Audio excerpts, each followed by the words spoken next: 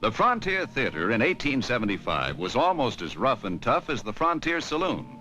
Wyatt Earp, as Marshal of Wichita, found himself saddled with the job of keeping order at the town's music hall, where all kinds of shows and all sorts of characters bid for popular favor. Usually the shows were pretty good, but usually the cowboy audiences were full of liquor and bad-tempered. Their response to the drama was simple and primitive. If they liked the show, they threw money on the stage. If they didn't like it, they started a riot. But in the case of Jeff Pruitt and his carnival honky-tonk... Come on, girl. The rehearsal's over. The whole show's over. Don't worry about it. You've got no right to close my show, Earp. It isn't a show. You know nothing about it. You're a Johnny Law. You know show expert. I know enough to know what you were running. Your girls are underpaid and they were rolling drunken cowhands. That's a lie. When the music hall's owned by this city, you're closed, Pruitt. I fight with my fists. I don't wear guns with two deputies to protect me. If that's the way you want it, I'll take them off. Not now. I want to get you all alone, where nobody can save you from a beating. Okay, you arrange that, Pruitt. You fix it up real soon. I'll take him and the girls to the hotel. Archie, put up that sign. Hey, aren't you going to have them fined for putting on an off-color show? No, our job is to keep cowhands from being robbed, not to protect their morals.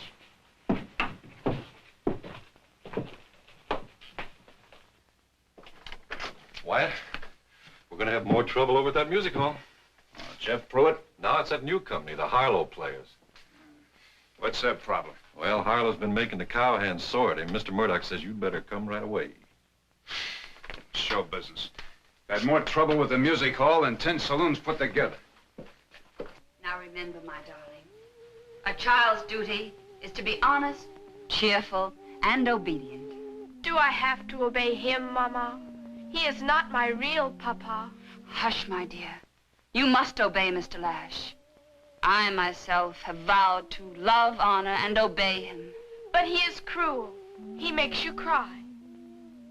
The truth, from the lips of my own little girl. How could I have consented, in a moment of weakness, to marry Mr. Lash? Well, you shouldn't have done it. Hark! It is he. It is Mr. Lash. Oh, Mama, I am afraid. Do not be afraid. So.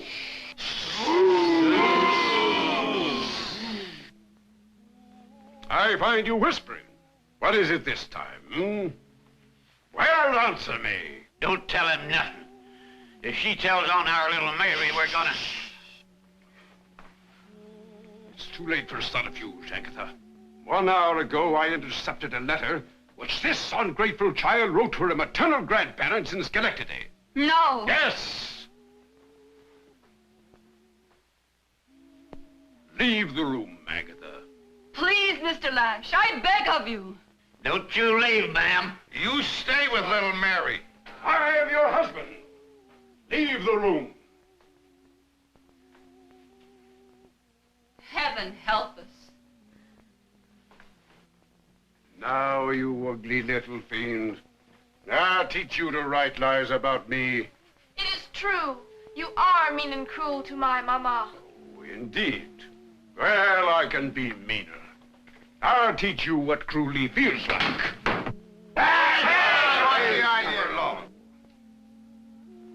You have presumed to sneer at me. You have dared to write your maternal grandparents in Schenectady that I am a secret drunkard. You have spied upon me, you ungrateful child. Let me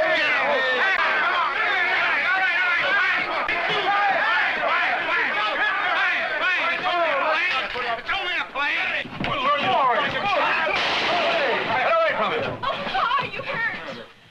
Oh, I thanks to this officer here. I love my papa. I'm not crippled and he doesn't spank me in real life. You go on in and finish your show. I'll see there's no more trouble. Come on, take him inside. Come on, get in. We've put on Suffer Little Children 100 times. I had no idea the audience here would react the way it did, Mr. Earp. Well, you ever been out west before? No. You just don't understand cowhands, Mr. Harlow. Just like other people, aren't they? Sure, when they're sober. The trouble is that most of them are never sober.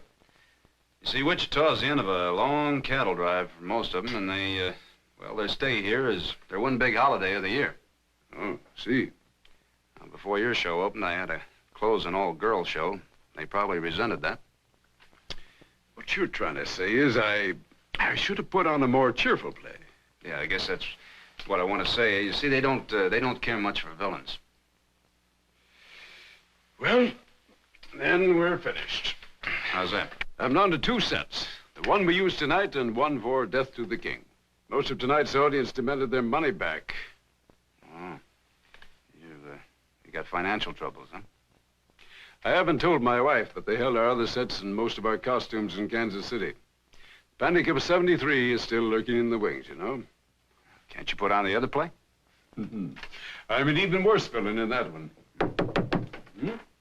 Papa, can't Mama and I come in now? Well, all right. The Dying Swan, catch. Oh, it isn't proper. Papa should have caught me. You're a strange man. Jeannie. Don't scold her, hon. Jeannie's just putting that on, mister. She aimed herself straight at you. Why, Papa, I did not. Oh, it's all right, Jeannie. I like you, too. Well, Mrs. Harlow, your husband and I talked it over, and we decided you ought to put on Death to a King tomorrow night.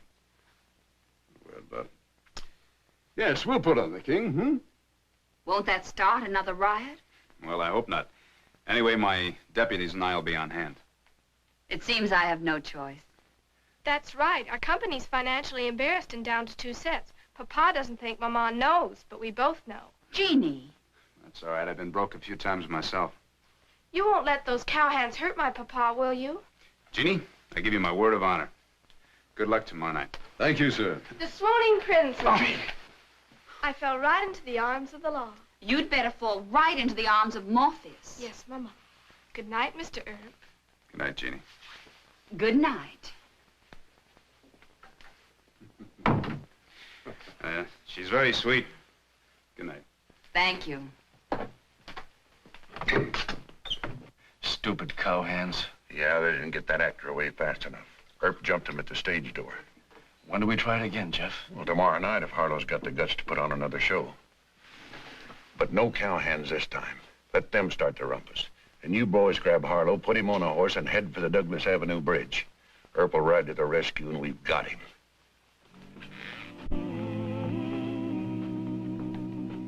Harlow again.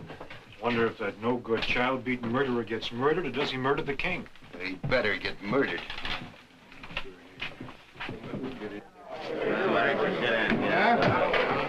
Hi, White. Hi, Marshal. All right, hold it down, hold it down. Good evening, ladies and gentlemen. Last night, some of you folks out there in the audience took the play too seriously. Now, just in case you haven't read today's Eagle or were told by your bartender, I'm going to repeat a mild warning. Now, this stage up here belongs to Mr. Harlow and his actors, and nobody else, and that includes everybody out there.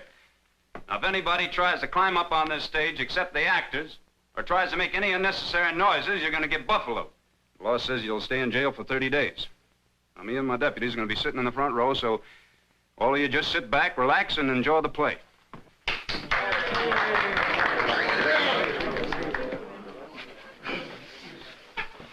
And now,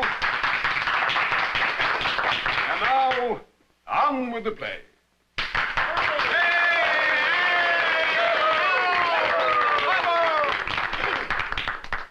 6,000 men approached to seize my castle and my kingdom.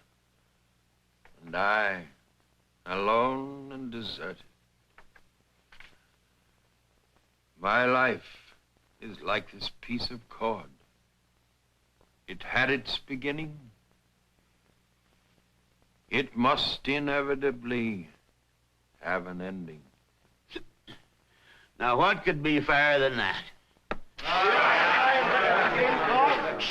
And yet, a king must sleep, restless with the burden of his own crown. For on this day, I did but hearken to such tales of woe from my poor subjects, that death, not sleep, would such a blessing be. But hold, my wretched life is precious to my people. True, true. For when the last ruddy drop escapes the cup, what then? Moncrief is king. Aye, Moncrief, my nephew, so steeped in evil as to mock my name and make his own name a terror in the kingdom. Moncrief, his name to squeak like the gallows rope, like the screw that turns the rack. Moncrief. His name doth rhyme with grief, that word so cruel and so forlorn. But why do I think of this? For I am old. 'Tis far better to dodder and to drowse and to sleep. Now, don't you go to sleep, King. No, Harlow's coming to dry gulch you. Why don't we beat him to the drum? Beat him. Get on, get him now. He snores. The old fool snores. And this his last farewell to life. No battle cry, no gallant jest. Not even a seemly prayer. 'Tis well. For what is left of this life, I mean to nudge across the sticks with a bare butt. Hey, King, wake up! Wake up, wake up. Come on, wake up! Wake up. Snore by night, a toothless cackle by day. Years lie cold in the very blood of him. Too long the frost has gathered on his beating heart. It labors feebly now in a sheet of ice. Well, old man, thou art mostly dead. Quiet, quiet! If you people continue to act like this, we'll never have a theater in Wichita. It's no use. We'll have to give them their money back again tonight. Mr. Harlow, I know who's behind this now. We'll talk about it later. Well, at least two are going to jail. Come on. Come on.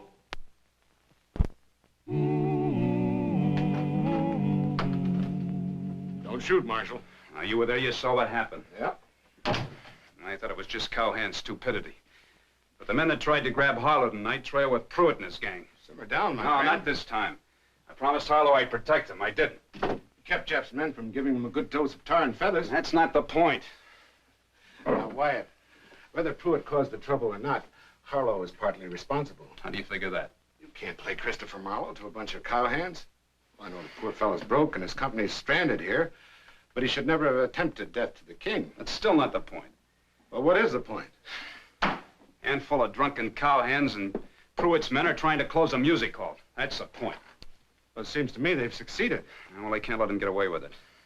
What are you going to do? If they do get away with it, I might as well turn in this star. Wyatt, you're mad and upset. You're darn right I'm mad and upset. I don't like giving my word to a man and then not being able to keep it. But the main reason is nobody puts anything over on me. I'm the marshal, and the marshal can't afford to let him get away with that. You know that. He's through. All right, go ahead and arrest Jeff Pruitt. That show of his you closed was filthy. I'll back you up on that. What's it gonna do? What good? The music hall would still be closed, and Harlow and his actors would still be flat broke. All right, we can take up a collection. I've already done that. Huh? My deputies arrested 23 men tonight. I gave them the choice of kicking in $10 apiece or being arrested for disorderly conduct, so they all kicked in.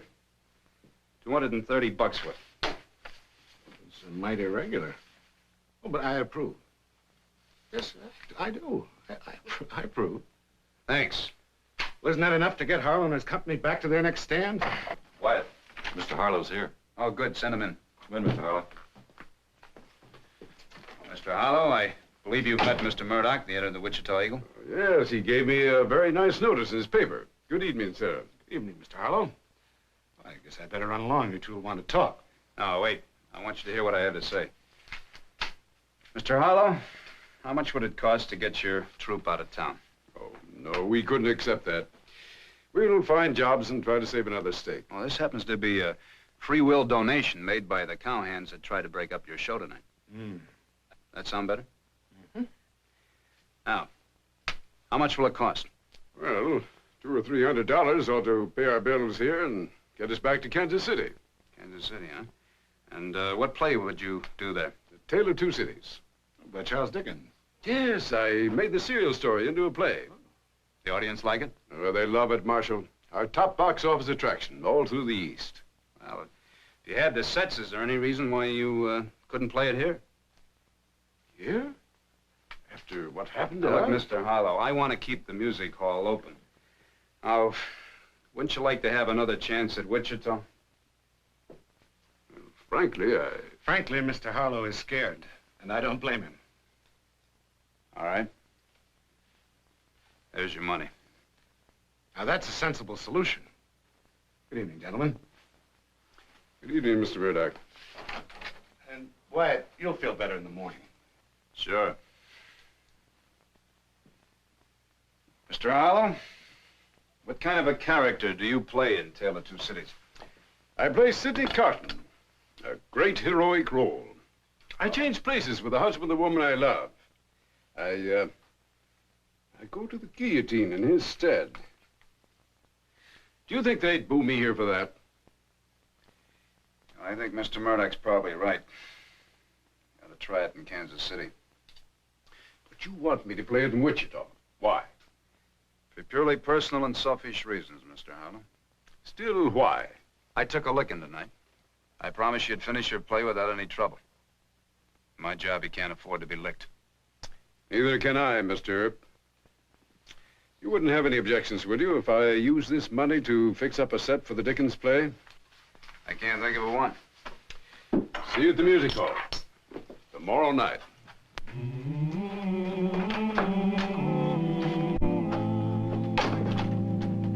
Wyatt, wake up. Hey, take it easy. It's just me. Did you find anything new on the saloon beat? Yep. Pruitt got drunk over at Rowdy Cates and talked too much.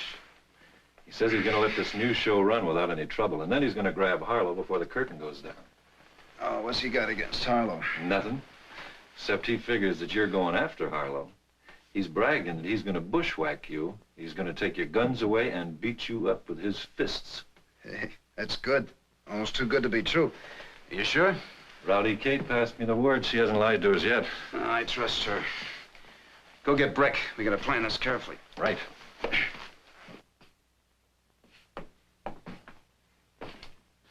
Allie! Come, my dear. You have given life great courage. Give death an equal bravery. For death is nobler than life. Allie! I can bear it for myself, Mr. Carton. But for you, No, my child. why must you sacrifice your life for them? Why? Charles Darnay is a good man. I have loved his wife, Lucy, with the one pure affection God has granted me in this world. And their child. Allie! In sparing little Lucy's life, I gain a child of my own. Is all that not worth a few moments out there? Let me go first, Mr. Carton. No, my darling. You are friendless and alone. If you went first, I might lose you. His angels might hurry you away. Oh, but I would wait. I promise, Mr. Carton. I love you. How fortunate we are. We meet in prison, and by chance of numbers, we are together now. Say you love me, Mr. Carton. Just a little. More than a little. In the light of eternity, your soul should be bright and beautiful. Beautiful? The loveliest young lady who has come from France. And even I, a weakling, a wastrel, and a rogue. If my prayers be answered, I too shall be pleasing in his sight. Oh, you will, you will. Sidney Cotton. But a few moments now, and I'll have you in my arms again. Think this of me. It is a far, far better thing I do than I have ever done. It is a far, far better rest I go to than I have ever known.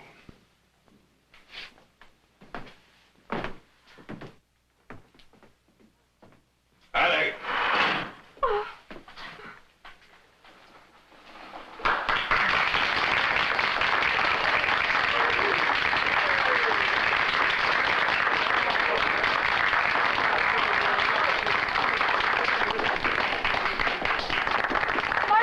Marshal Earp, those men, they grabbed my papa. Stop them, stop them.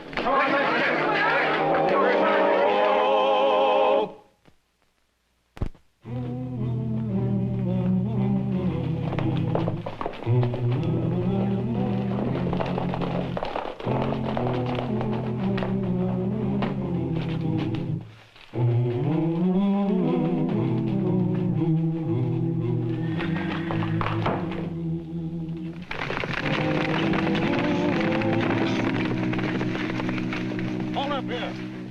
Get him off of there. You boys get these horses out of sight. Get down off of there. Our Earp will be along soon because a lot of people saw the way we went. And I want you to walk right around in a little circle in this road. And don't run out on us. If you do, we're going to shoot you down. Understand?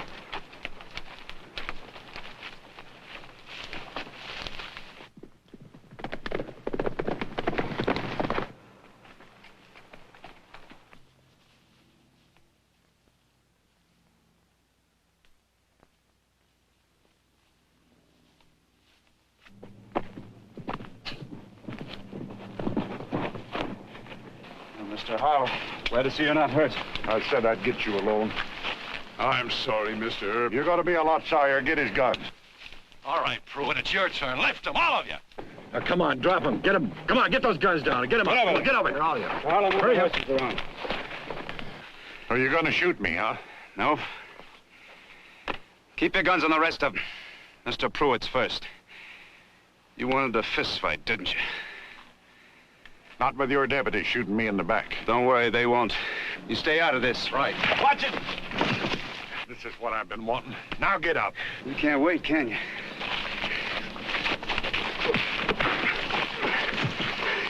Come on, get up. Come on, Pruitt. Get up, Pruitt. Come on.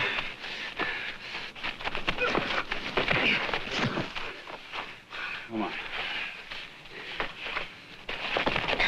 Swing. That's it.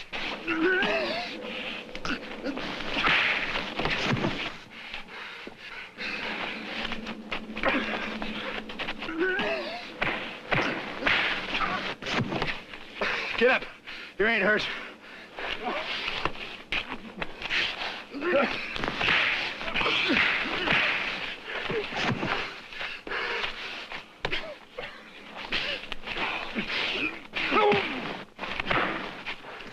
Get up. No, mister. You whipped him. You're next. Push him out. Shove him over here. No. No. Stop him. Stop him. Come on. What's the matter? You heard Pruitt brag I couldn't fight with anything with my guns. Well, come on. No, come to your senses, man. You'll kill him. Get out of it. This ain't my fight, Earp. It is now. Quiet. Please, Mr. Earp.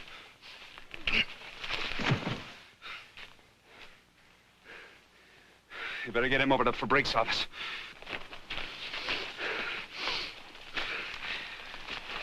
I'm sorry.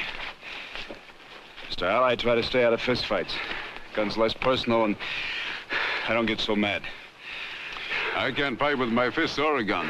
But if I had to fight you, I'd sure choose a gun. How'd Tale of Two Cities go? Oh, tremendous. I missed 5 curtain calls at least. Great. You'll run forever. In Wichita, that means about 2 nights. You better climb aboard. Aren't you riding back? No. We'll take a little walk. I'll see you in town.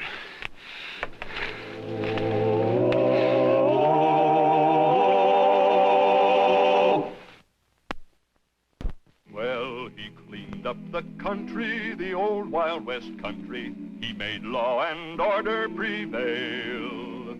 And none can deny it, the legend of Wyatt forever will live on the trail. Oh, Wyatt Earp, Wyatt Earp, brave, courageous, and bold. Long live his fame, and long live his glory, and long may his story be told. Long may his story be told.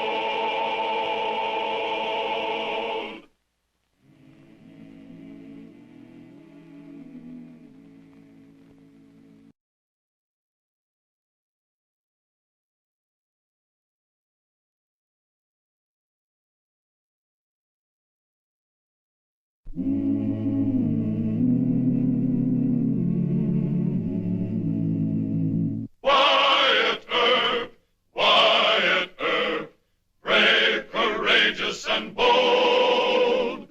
Long live his fame, and long live his glory, and long may his story be told.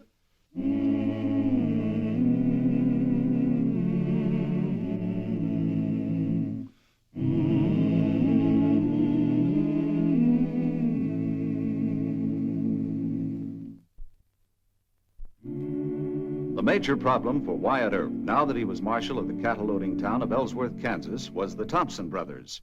They were gun-slinging terrors of the frontier, and Brother Bill was wanted for the murder of a sheriff. Unless Wyatt Earp could rid Ellsworth of these killers, and alone, he faced complete loss of influence as a marshal. Morning, Wyatt. Good morning, Judge. Mr. Masterson. What's the matter? You look a little worried. He sure is, Mr. Earp. A lot of Sheriff Whitney's friends want to organize a posse. I don't want a posse. They figure the Thompsons have had time to join their gang. They figure if you're going after them, you'll need help. I don't like posses, Ed. You can't go up against the Thompson outfit all by yourself, Mr. Earp. A posse only raises dust. They're only as fast as the slowest horse. I don't think Bill and Ben will want to join up with their gang. My hunch is that they're hiding out in Bushwhacker section. Bushwhacker? You mean where the Indians used to hide for ambush? That's right. How you ever going to find the Thompsons in there? I think you might have something there, Wyatt. I can explain your theory to the men who sign up for posse work. Ought to satisfy them for a day or so. Well, thanks, Ed. Well, do me another favor, will you? Sure. Well, I'm expecting 2 Indian friends of mine. They're about the best trackers I've ever met. And I'd like for you, as the judge and mayor, to meet them. Indians? That's right. Mr. Brother of the war chief Many Battles, and his partner, Mr. Cousin of the chief Yellowhand. Oh, and be sure to call him Mr. Brother and Mr. Cousins. All right. What else do I do? Give them the key to the city? No, Ed, just decent respect will be enough. Sure, Wyatt. As soon as they hit town, I'll do the honors. Thanks. But Bat will tell you there's a lot of mean talk. It adds up to the feeling that you'd better arrest Bill Thompson quick, or a posse will do it for you. I don't want a posse yet. I'll arrest Thompson myself.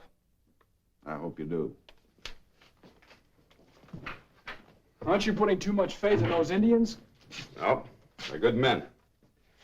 So you and the judge think I ought to turn my job over to a posse before they take it away from me, huh? Well, what if the Indians do find Ben and Bill? You can't go into that place all alone, Mr. Earp. You better take me with you. You still want to be a marshal someday? Yes, sir. Well, then you better start learning what the job means. It's lonesome work, Mr. Masterson. You can't let a bunch of hot-headed citizens tell you what to do. You use your own head, get into your own brand of trouble, and think your own way out of it when you can. But always be ready to shoot your way out. But you go it alone. And a bushwhacker? Well, now, that's just a section of country full of rocks and brush.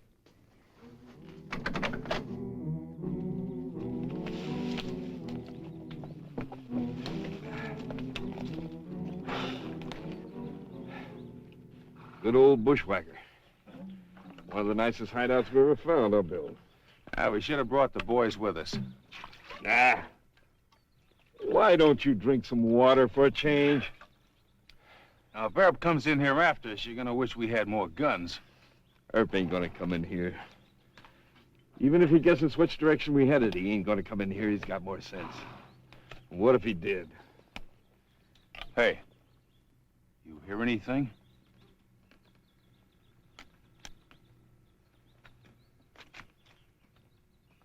If you stopped drinking that whiskey, you wouldn't hear so many things.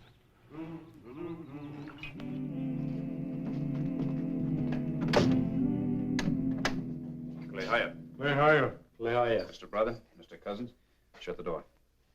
Come in. Mr. Brother, you sit there. Mr. Cousins, you take that chair. Giovannini, Merkin. Mr. Brother, crack joke? He says, Mr. Earp, first time we treated like American. You tell him it's a good joke, but it's a little sad, too. As I mentioned before, it's a good bet that the Thompsons are holed up in Bushwhacker. You and Mr. Brother know this country. Bushwhacker? Yes. Good ambush. Got many good scalp there. Nagaling Bacaldo, Ihiaje, Bushwhacker. Long knife, Waitkin, Bikakachihi. He says he guides soldiers to White Cap, Johnny Rep Camp one time. Bueno, long knife, Mogdagus. He says soldier loose fight. I heard about that. I'll explain about these in a moment. Now, I want you to find Ben and Bill Thompson for me. I want you to move like dead men's ghosts. And I want you to be heard or seen. And you'll be very careful not to get hurt. The Thompsons are killers. They're very quick with their guns. Now, as to these loops of rope, I want you to take these with you. You men wait here. I'll go talk to Marshal Earp. Earp's just stalling, Ed. We want Bill Thompson. And a posse can bring him in. There's a delegation outside. I know, I see him. They don't trust those Indian friends of yours. They want a posse, and they're pretty bad-tempered about it. How's your temper, Ed? Well, I think you're being unreasonable about this. It's no good just to say that you don't like posses and want to handle the whole thing by yourself. They knew Sheriff Whitney. They were fond of him. I was fond of him, too. And I want Bill Thompson for his murder just as bad as they do. I know that, Wyatt, but you're being high-handed and arbitrary. This is my business, Ed, and you hired me to run it. Well, at least go out there and explain your position. All right.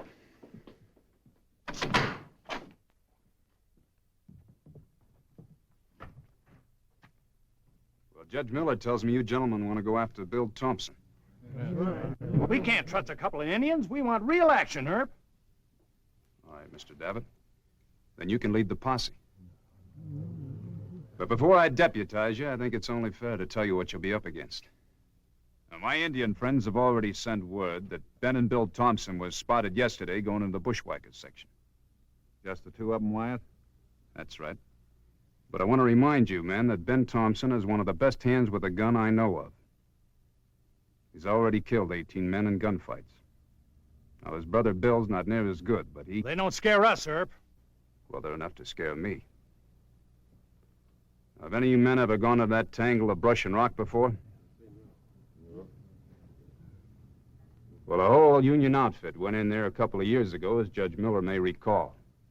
They were cut to pieces by a handful of Confederate soldiers. Now, how many men does your posse expect to lose, Mr. Davitt? Well, I give you an estimate. In my opinion, Ben and Bill Thompson shooting from ambush could kill about 10 of you. But, Wyatt, if you lead the posse... I won't do that. I don't believe in the idea, and I won't be responsible for good men being killed unnecessarily. All right, you refuse to do your duty. It's not my duty to lead inexperienced men like you into a massacre. Well, we certainly got a long way with that, didn't we? He could be right, you know. He's lost his nerve. He's treating us like a passel of greenhorns. Now, whoa here. I'm sure that You stand up for Earp no matter what. Come on, man, we'll report back to the others at the meeting. Ellsworth may have a new marshal and a new mayor in about 3 days.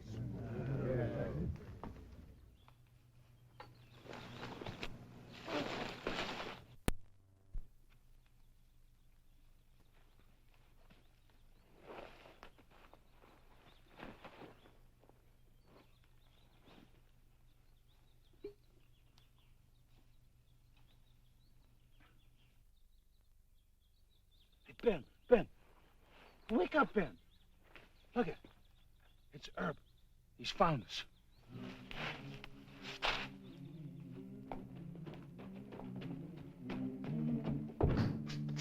Judge Miller wants you to come to the meeting right away. They're talking him down, Mr. Herb. Oh? It's nip and tuck.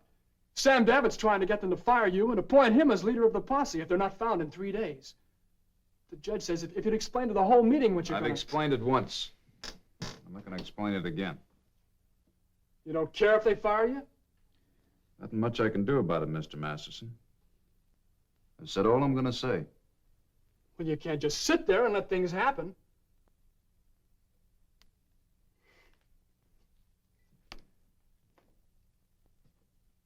They're calling you a coward. They say you owned up to being scared of the Thompsons. Sit down, Mr. Masterson. You're seeing the worst of a peace officer's job. You sit still and wait. It's going to be dark before I hear from Mr. Brother and Mr. Cousin. In the meantime, I'm a coward, or I'm fired. At that town meeting, we'll just sit and talk. It just isn't fair. Well, what would you do? Lead a posse into an ambush? Let a couple of them get their head shot off? Well, what else? What if the Indians do find Ben and Bill? It'll still take a posse to get them out. You can't go in there alone. Yes, I can.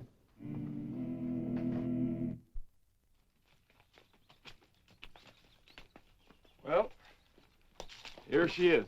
Yeah. Yeah. Is that all you got to say?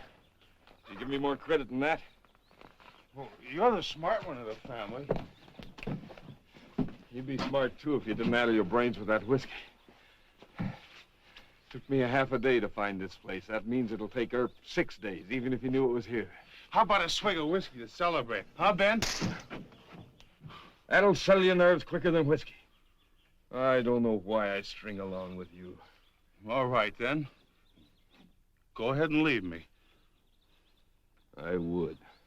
But you're my dear, crazy little brother. Now let's get inside.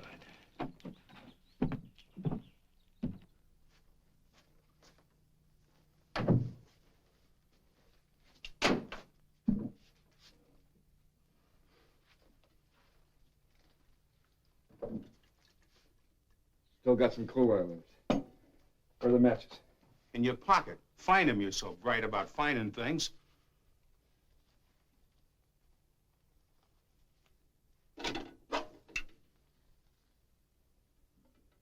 It's the first time we've ridden in here since the war, huh, Bill? What's the matter with you? Look, Ben, look! It's Earp. I'm getting out of here. Wait a minute!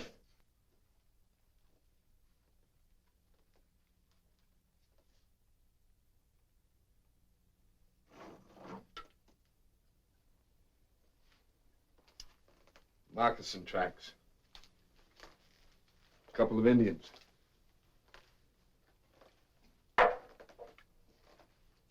Earp must be hiring them.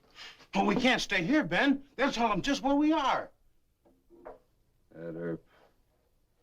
All the sneaky, underhanded tricks.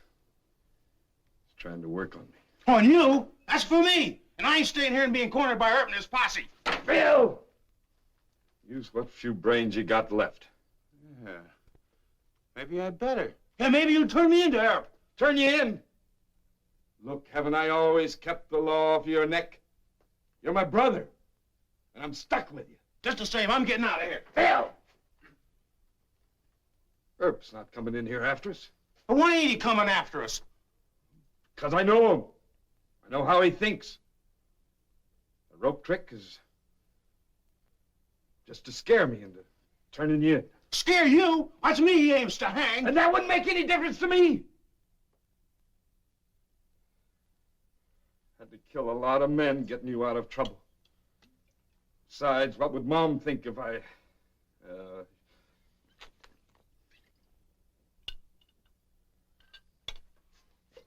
That's enough.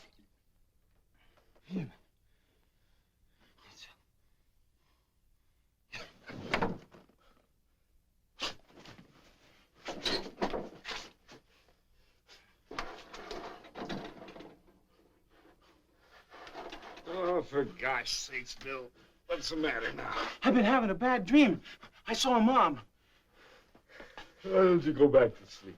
No, Ben. Honest, I saw her. She came to warn me. I ain't lying. It ain't the whiskey. Mom don't trust Wyatt Earp. She told me he'll make a fool out of you if you trust him. And he'll put me on the gallows. How did Mom look in the dream? Just like in her coffin. She was wearing the white silk dress that you bought her just after we held up the Abilene stage. Please, Ben, I can't stand here no more. Let's go hide in the old still. All right, we'll go. Start now? Yeah, I'll get here. Give me that.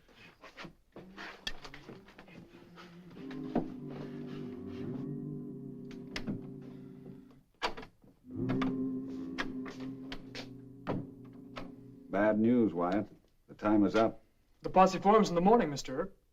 If you won't lead them, I'm ordered to. Won't you reconsider? No. I know what they're doing, and they don't.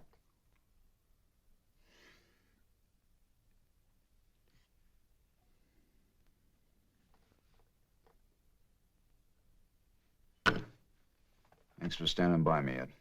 I'm very sorry, Wyatt. This town's losing a good marshal. Hey, it's Mr. Cousin. Let him in. Oh, Mr. Cousin, it's good to see you alive. Where's Mr. Brother? He stay near Still, Mr. Earp. Thompson's moving to Still after dark. Which Still? I make picture. Moon here. River here. Whitecap north. Still here. Johnny Reb make whiskey in it. Yeah, Buzzard's Roost. The old Ku Klux Klan hangout. Good work, Mr. Cousins. Mr. Masterson, see that he gets a fresh horse and a good one. Yes, sir, but what are you going to do? Just get the horse. Thank you, Mr. Cousin. You can tell Mr. Brother that your debt to me is paid. Thank you. Those Indians must have owed you a lot. No. I sent a telegram to the colonel at Fort Leavenworth vouching for them so they could sell the Army horses. It cost me $1.25. You mean they tracked the Thompsons just for that? No, Ed, I also call him Mister. You're not going out now. It'll take over an hour to round up the posse. Ed, I told you, no posse. But the time is up. I don't care whether it's up or not. Wyatt, it's suicide to go in there alone. Maybe.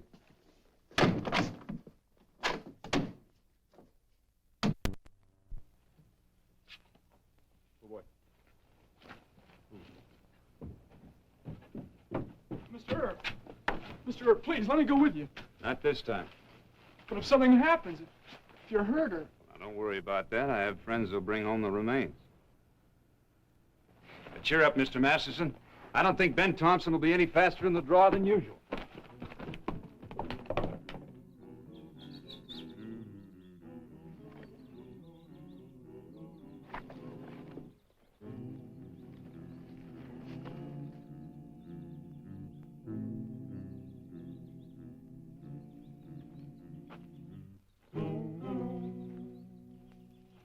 Ben?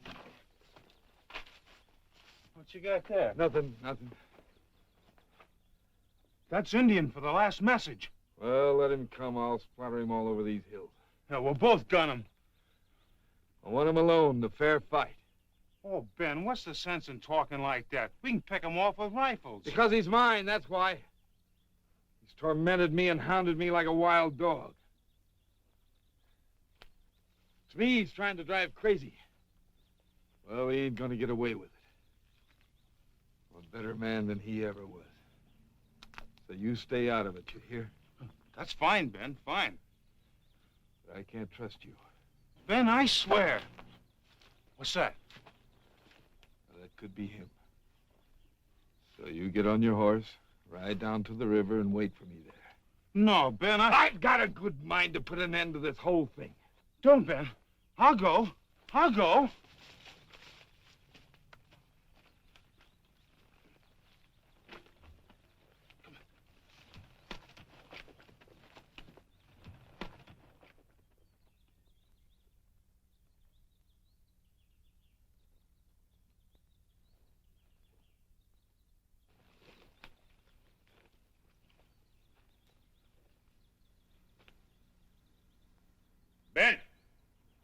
Ben Thompson. That you, Wyatt? That's right. I want your brother. Bill ain't here. You got a posse with you? No. I came alone. Well, that's just the way I want it. I'll be right out.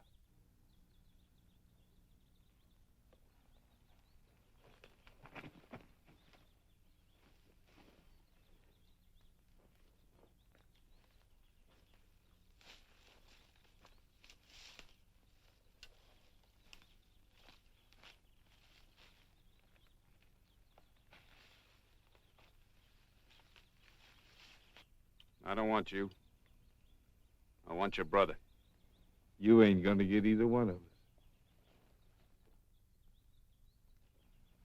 us. Hold it! You're not very fast with your left, Ben. I don't want to have to kill you. Bill got away.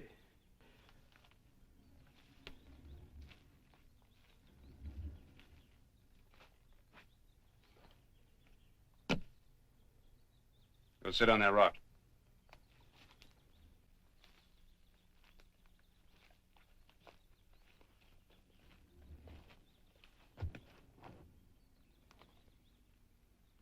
You got a cut artery. No sense in you bleeding to death.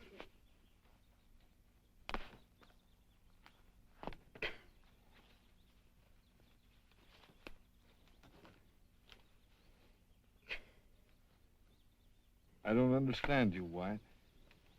Guess not. You had a chance to kill me, and you didn't take it. Won't even let me bleed to death. Why? I want Bill. To hang him? The law doesn't hang a crazy man. People down in Ellsworth don't know that. They're not the law. If you had any sense, you'd bring Bill in yourself. Sooner or later, he's bound to be killed. Maybe you'll go down with him. Maybe I won't. Well, then he'll turn hopelessly insane. A babbling lunatic on your hands. Nah, you wouldn't do that. Well, that's the deal I offer you, Ben. You bring Bill into Ellsworth, and I promise he'll be treated fairly. I don't take your promise. Wyatt.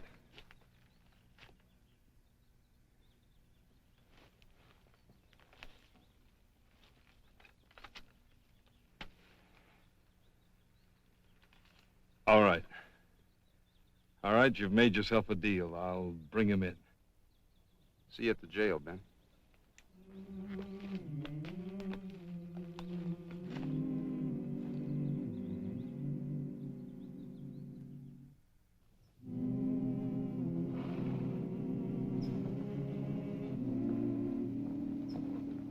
Wyatt, you didn't find the Thompsons? Yeah, I found them.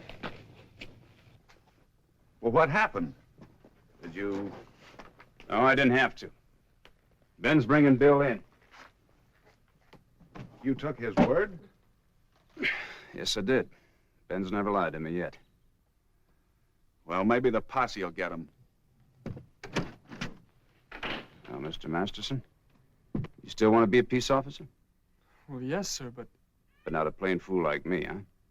I don't think you should have trusted Ben, Mr. Earp. No?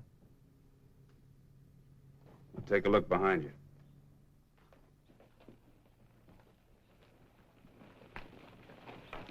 Well, you're right prompt, Ben. Would have been here sooner, but he got a little violent about the deal.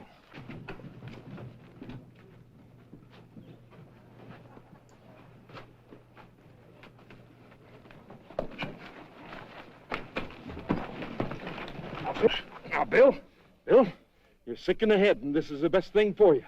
I give the marshal my word, and he give me his. Put him in a clean cell, Mike. Make him real comfortable.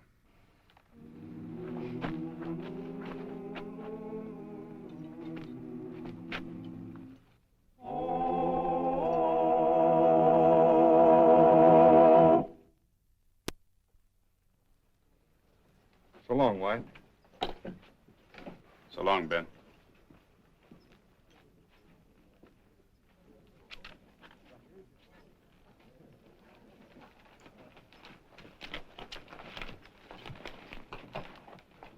You were right all the time, Mr. Earp.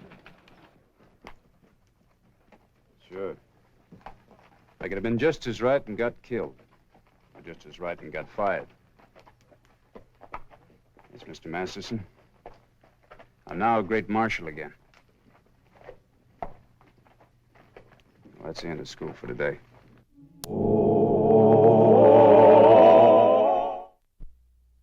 Well, he cleaned up the country, the old Wild West country. He made law and order prevail. And none can deny it, the legend of Wyatt forever will live on the trail. Oh, Wyatt Earp, Wyatt Earp, brave, courageous, and bold.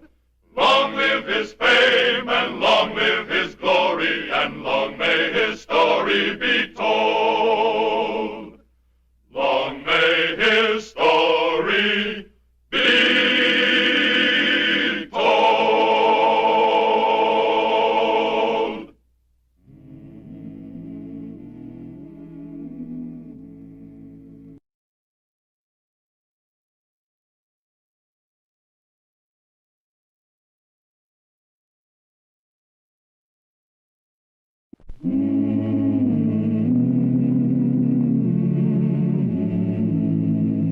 Wyatt Earp, Wyatt Earp, brave, courageous, and bold.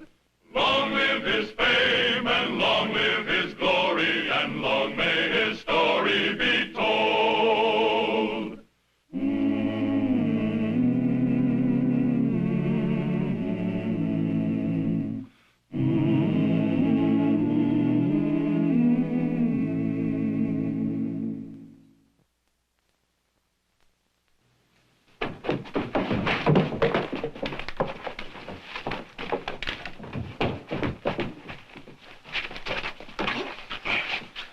You're short in this town, Begley.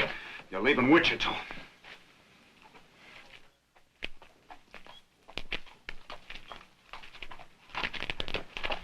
This ain't legal, Earp. Nothing legal about you.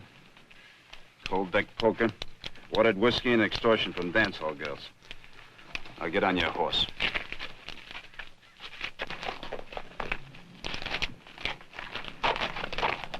I'll be back just as soon as Josh Clanton's elected the new mayor. It'll be a cold day in July. Let's start riding.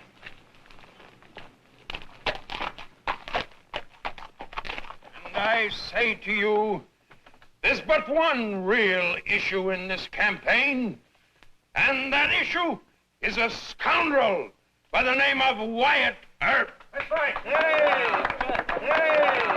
Only this afternoon, gentlemen, he set upon my friend, my comrade in arms, Sergeant Jim Begley, and with his usual high-handed and insolent manner, this man Earp ordered Jim Begley to leave Wichita. I tell you, my friends, this man Earp is the lowest type of thug. He's become the willing tool of Mayor Jim Hope. Sure has. And this unspeakable editor, Marsh Murdoch. And I promise you... Oh, shut up, Clanton. Get off of that wagon. I promise you, the moment that I'm elected, I'll fire Wyatt Earp. Shut up, I said, and get down from there. We'll come up and pull you off. I advise you not to try it, sir. I'm a veteran of the war, and I'm still young enough to... Hold it, Mr. Grimes. You're interrupting the colonel's meeting. But he called your names, Wyatt. All right. You can call him one name. Go ahead. Clanton, you're a dirty liar. All right, Mr. Grimes. You can take your friends and leave the meeting. Go on. Sorry you interrupted, Colonel. Meeting's all yours. As I was saying, when deliberately interrupted by Earp and his hired killers, I do not fear the man. Any attack upon me is an attack upon all Union soldiers, living and dead.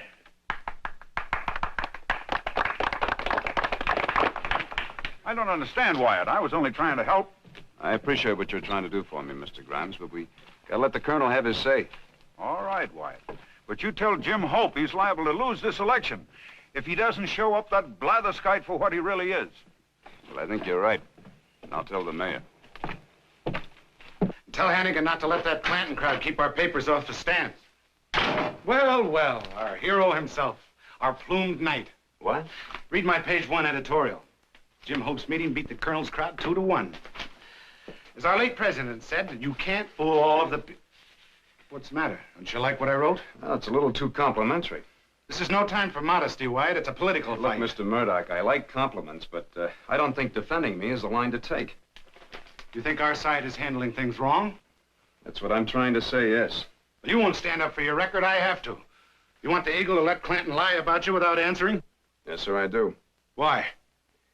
Well, because praising me is only going to make the people that don't like me more determined to vote for Clanton. I'm not the main issue. Oh, come now, Wyatt. No, Colonel Clanton's the main issue. The kind of man he is and the hoodlums that are backing him. I've got quite a file on Clanton. I was hoping I wouldn't have to use it. Tell me something. You think Mayor Hope has got it won for re-election? He draws the biggest crowds. He's got all the good people. Sure, goodbye election. You can't be that pessimistic. Look, Mr. Murdoch, all the nice people go to rallies and they cheer for Jim Hope.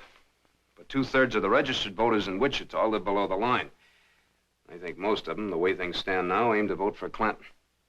The only chance is to show up Clanton as such a skunk they won't be able to stand the smell of him below the line. I didn't think they had any sense of smell left below the line. Well, only a few of them are out-and-out hoodlums. The rest of them are good people that are just too easily bamboozled by a spotter like the colonel. If I thought it would save the mayor, I'd quit my job. Now, Wyatt.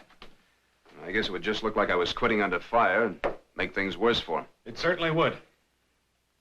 Well, it's your newspaper. You do what you want. I got my own work to do.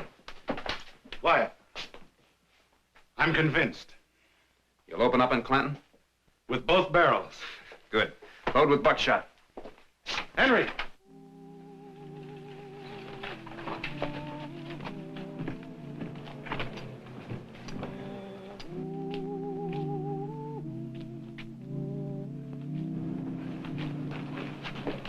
Here. Better let me help you with that, ma'am. Oh, thank you. I'm not well. I came to see Dr. Fabrique. Isn't his office... It's right there, ma'am. Here. Take my arm. Yes. That's it. You walk? Yes. I took too much medicine. Nothing else. Please, believe me. Just take it easy, ma'am. Of course I believe you. Watch that step. That's it. Doc! Doc! Who is it? It's Wyatt, Doc. There's a lady here that's very sick. All right, all right. Oh, it's you, Mrs. Clanton. Take her in the office, Wyatt. Just take it easy. Sit on this chair. How much bromide did you take, Mrs. Clanton? I don't remember. Bromide? Yeah, I give it to my patients to quiet their nerves. They keep taking it until they get themselves toxic. Colonel Clanton's wife? Yep. Drink this, Mrs. Clanton. I know you'll feel better.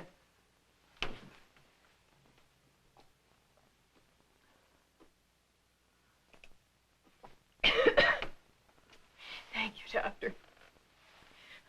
Oh, I'm sorry, Doctor, getting you up at this time of night. No, you'll forget about that, but you can't go on like this, you know. About the Colonel. When are you going to make up your mind to take my advice? I can't do that now. This lady shouldn't be alone. But I guess there's no use in trying to locate the Colonel. Oh, no, you mustn't do that. I'm feeling much better. I'm not nearly so dizzy now. But you still better let Marshal Earp drive you home. Marshal Earp. Are you the man my husband says such mean things about? Well, don't let it embarrass you, Mrs. Clinton. It ain't her fault, Wyatt. Doctor. Now, you go along with the marshal. But I shouldn't trouble Mr. Earp if... And it'll look odd if we're seen together. It'll look a lot odder if you have another dizzy spell. It's going to be no trouble at all, Mrs. Clinton. That's it.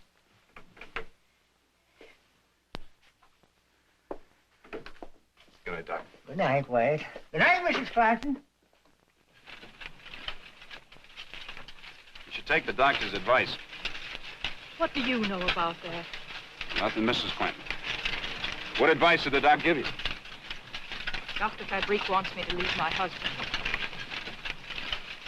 Oh. Why did I tell you that? You can go right to Mr. Murdoch at the Eagle. Well, I don't work for Mr. Murdoch, ma'am. Meaning that you won't say anything about any of this? But why wouldn't you? You have every reason to get back at the Colonel. Well, not that way. I have no course but to trust you. Dr. Fabrique and you are the only men who've been kind to me for a long time. Will you let me drive the rest of the way myself? It's only a few houses. Of course, ma'am. Oh!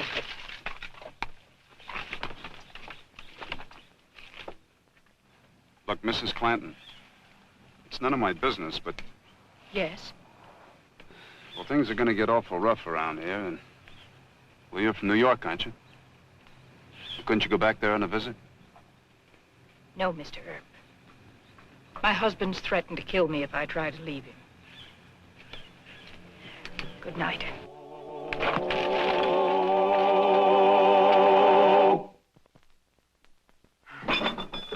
Have you read the Eagle yet? No. I worked late last night. Well, the pot's been a-bubbling in more ways than one. Oh? Just listen to this.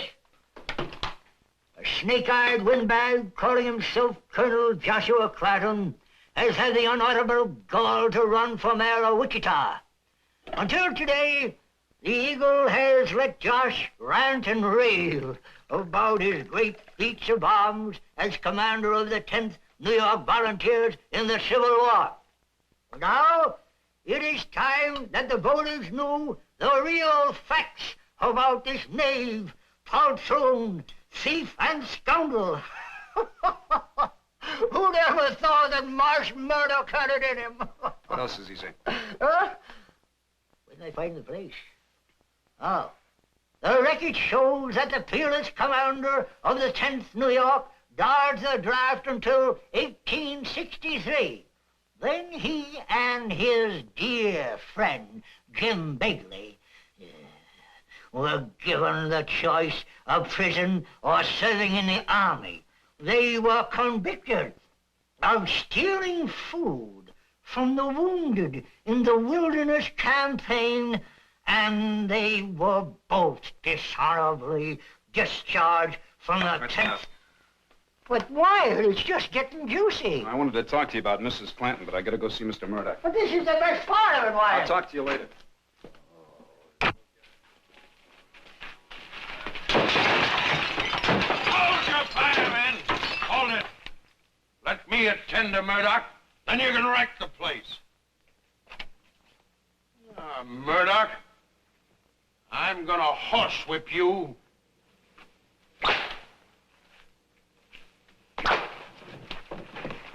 Hold it! Stand back, all of you. You're a brave man with your hired killer to protect you. Mention my name in your filthy sheet once more, and I'll shoot you down like a dog. Remember, Earp, you heard what I said. I gave him fair warning. Take your men away from here, Clinton. Next time, I'll come back alone. With a gun. Come on, gentlemen. Never mind that, Henry. We've got an extra with a noon deadline. Hey, you're fighting mad. That's good. Hey, you just better wear that. For that coward? Oh, I've seen men that are frightened turn to gunplay when they're cornered. All right. I'm dead serious, Mr. Murdoch. I kind of talked you into that rampage against Clanton. I want you to wear that at all times. It'll make you feel better, Wyatt. I've got to send an extra to press. Talk about it later.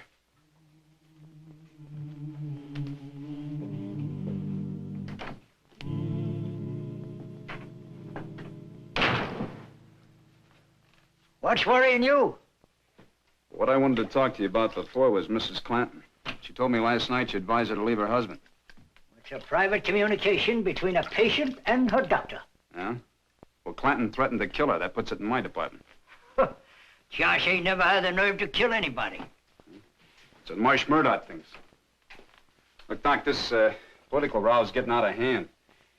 Maybe if I can talk Mrs. Clanton into calming her husband down, I can ride herd on Murdoch.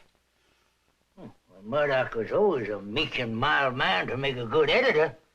But now, just when he's dipping his arrows in poison, you want to ruin his whole career. See, there's no point in talking with you. Certainly ain't. I'm gonna go over and see Mrs. Clanton. Good. I hope the colonel catches you at it. Then we'll have some real shooting. Doc, you have such a gentle soul.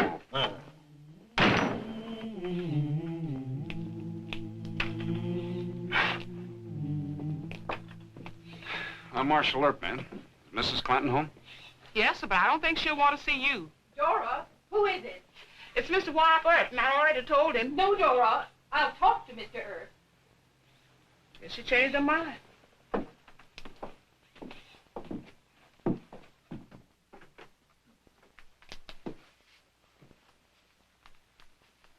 It's all right, Dora. If your husband's home, I'd like to talk to both of you.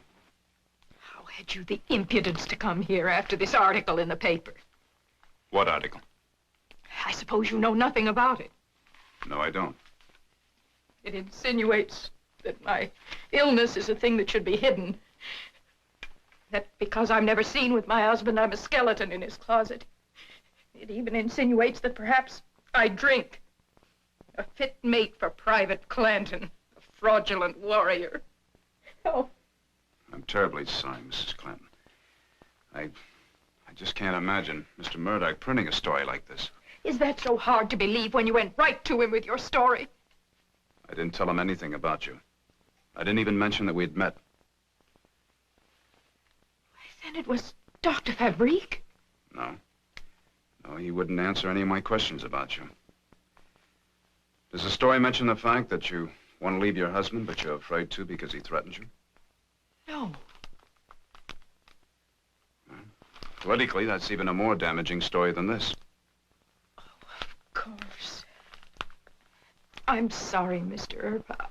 I've been so heartsick about everything. Well, I don't blame you. And Mr. Murdoch will print a retraction. I'll go right over to his office.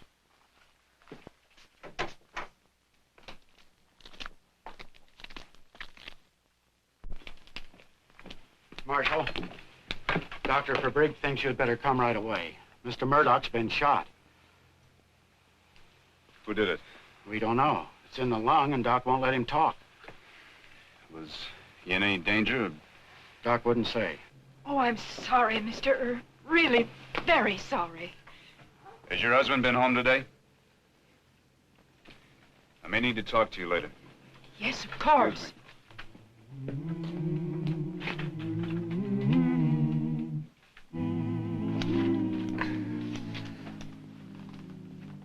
Marsh Murdoch, editor of the Wichita Eagle, was shot and superficially wounded at 7:15 last night by Jim Begley, a henchman of Private Josh Clanton. Begley was accompanied to the Eagle office by Clanton. Private Clanton tried to do the shooting himself, but lost his nerve, and Begley then drew his own weapon and fired. It was Begley, huh? Yes. Will you get that story over to my office, Why? You better get out of here. You're making his temperature go up. If you don't stop shouting, you're going to make his temperature go up. What? Forget it.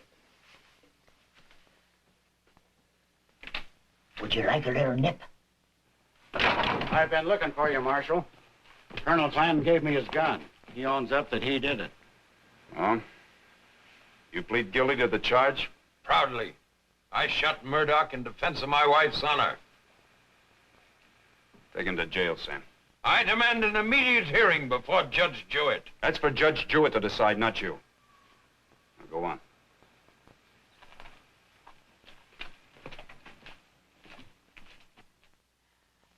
I was only 19. He was a war hero, an older man, so I was an infatuated fool and married him. All he wanted was a young wife and the money my folks left me. Well, he'll soon be a real hero. He shot my friend in defense of your good name. But Mr. Murdoch said it was that Begley fellow. It's just his word against your husband's. Unless I find Begley. But that's terrible, Mr. Earp. Why, what does Josh Clanton care for me or my reputation? He's disgraced me with women. He keeps me like a prisoner in my own house. Well, Mrs. Clanton, the voters don't know that. Do you mean he might actually be elected mayor? If he gets away with the lie of the injured husband, he can't lose. But he's got to lose. I'll announce I'm leaving him. I'll tell the whole story of why. It's too late for that now. Oh, I never dreamed he stood a chance of being elected. I despised him so I thought surely the public would see him as I do. Mrs. Clanton, I've got to find Begley. Can you help me? Oh, I want to, really I do, but I know so little about the man. He brought my husband home several times late at night, but I wouldn't begin to know where to find him. Well, if you do hear from Begley or hear anything about him, will you let me know? Yes, of course. Good night, Mrs. Clanton.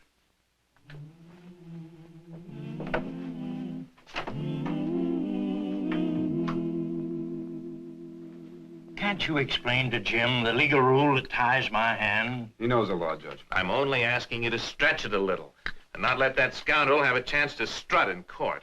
He's pleaded guilty. He's demanded an immediate hearing and sentence. And the law clearly states that I must give him his day in court to allow him to present extenuating circumstances that might lighten his punishment. It's no use, Jim. Marshal, there's a lady here to see you. She wouldn't give me her name. No, I think I know her name. You better let me talk to her alone. We wait outside. Send her in, will you? Yes, sir. Would you come in, please? Good morning, ma'am. It's Begley. He's at the house. Oh? He wanted money, $500. I told him I'd have to go to the bank. Good. You think you'll wait? I was frightened of him, and he knew it. He's sure I'll come back with the money. Good. He has a gun, Mr. Earp. That's wonderful. That's the best news of all.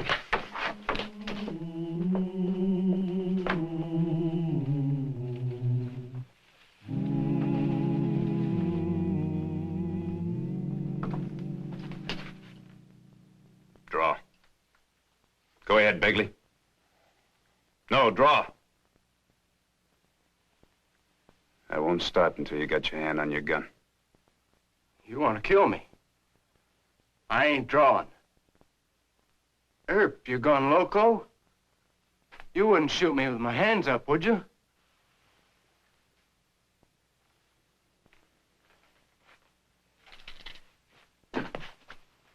You shot a good friend of mine. Now get outside. Oh, no.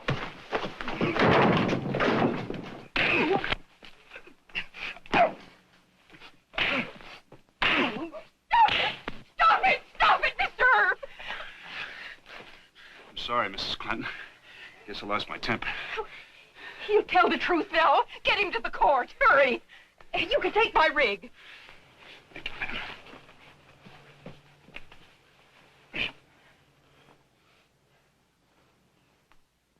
Murdoch called the woman I loved a drunkard. Dr. Fabrique has testified that Mrs. Clanton suffered a nervous breakdown. She took sodium bromide by his prescription. Bromide, sir, a sedative, not an intoxicating liquor. My darling wife has never tasted even so much as a spoonful of wine. Mr. Clanton, I take it that you're offering the plea of extreme provocation for this court to consider. I make no plea, sir. I did what any decent husband would do.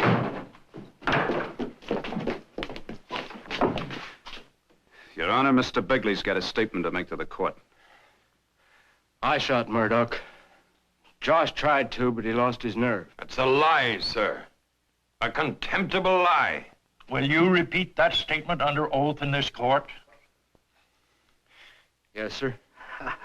Very well. Hold up your right hand.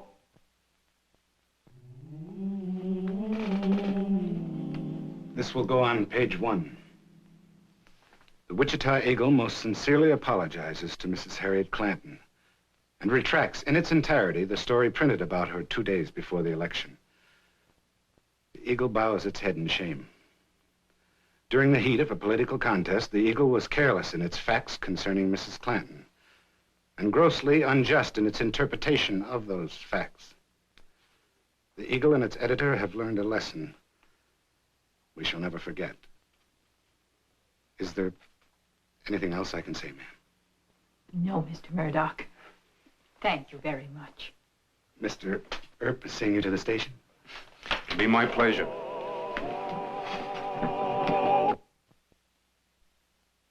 Well, he cleaned up the country, the old Wild West country. He made law and order prevail, and none can deny it. The legend of Wyatt forever will live on the trail. Oh, Wyatt Earp, Wyatt Earp, brave, courageous, and bold.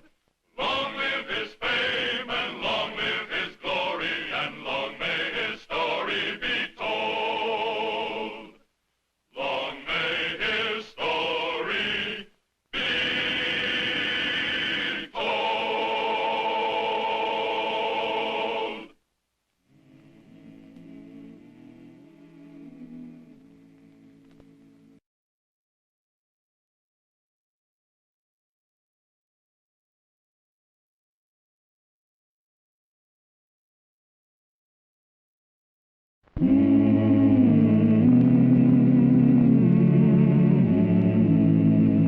Wyatt Earp, Wyatt Earp, brave, courageous, and bold.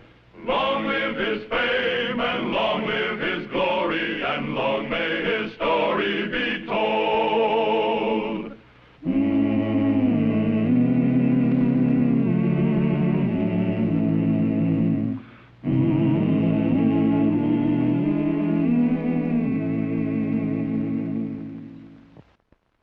The friendship between Wyatt Earp and young Bat Masterson began in Ellsworth, Kansas. It was interrupted when Bat went off to school and Wyatt became Marshal of Wichita.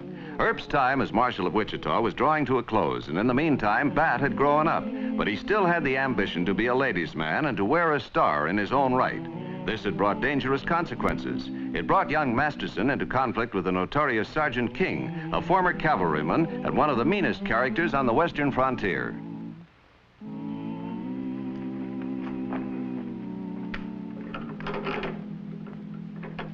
And now I'll show you how to put some English on the cue ball. English? Yeah. Now watch. You hit the ball just a little off center, like this. Now here's another little trick. Now this time... Hello, Amy. No, it was a kid.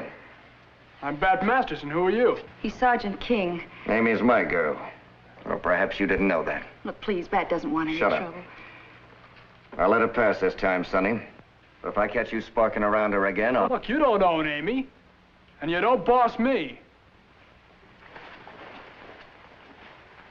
No?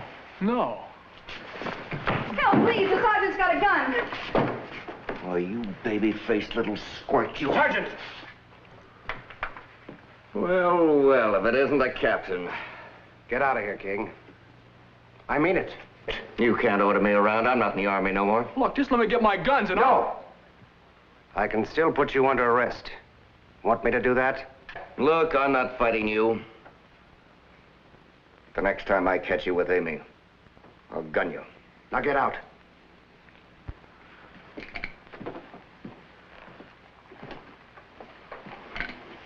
You're young Masterson, civilian scout at Fort Dodge. Yes, sir? Does your friend Wyatt Earp know you're tangling with gunfighters like King? No, sir, but I'm not scared of them. Sonny, he'd have killed you. Next time, I might not be on hand. Oh, Bat. Now, don't you worry about me, honey. Marshal Earp? Oh, Captain. It's been a long time. And now time is short. I have to join my patrol. When did you last hear from Bat Masterson? Bat? Oh, it's been about 4 months. He wrote me from school in Topeka. He's not in school now. He signed on with the Army as a scout. Fine. Promised me he'd stay in school. I think he got a little too big for the other boys. But you've heard of one of my former non-coms, Sergeant King. Oh, yeah. Well, Bat's picked himself a fight with King over some girl at a roadhouse near Dodge City. Well, he's in trouble. Masterson wouldn't stand a chance with King in gunplay. No. I better ride over to Dodge and have a talk with Bat. Good. That's a big load off my mind. You'll find him at Regan's Roadhouse outside Dodge. Oh, it's mighty nice of you to pass the word, Captain. Well, I haven't forgotten how you helped us out with the Daggett gang in Oklahoma Territory. Now, watch yourself, Mr. Earp. King's bad medicine. No, I'll be real careful, Captain. Thanks again.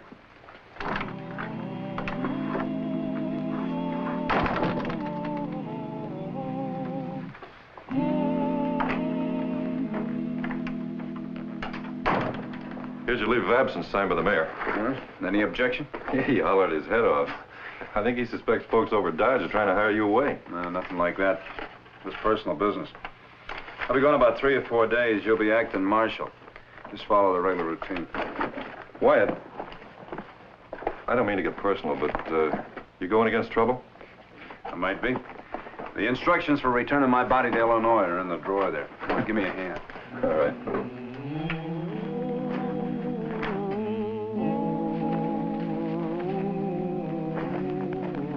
Amy! Amy! What's the matter? You look worried. I am. Is Sergeant King after you? Well, he better not be. Oh, now, honey, you promise not to bother yourself about that fella. He's jealous, that's all. He thinks he's a lady killer.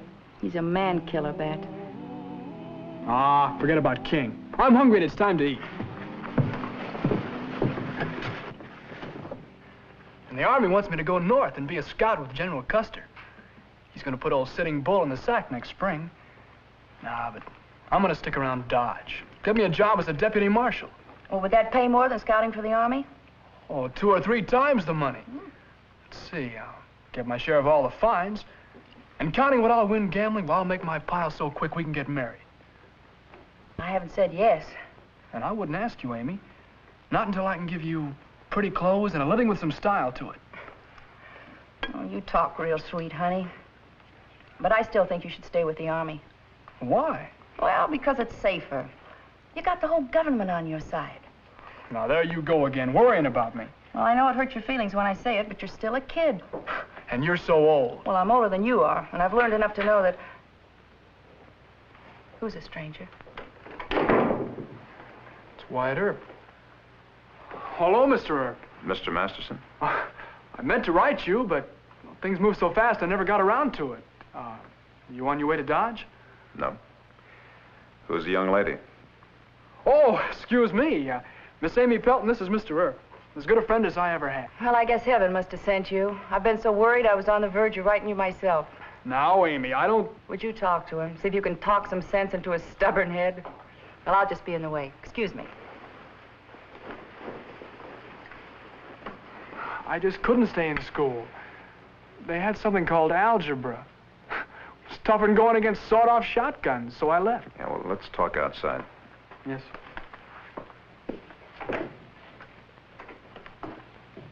And I don't like scouting for the Army.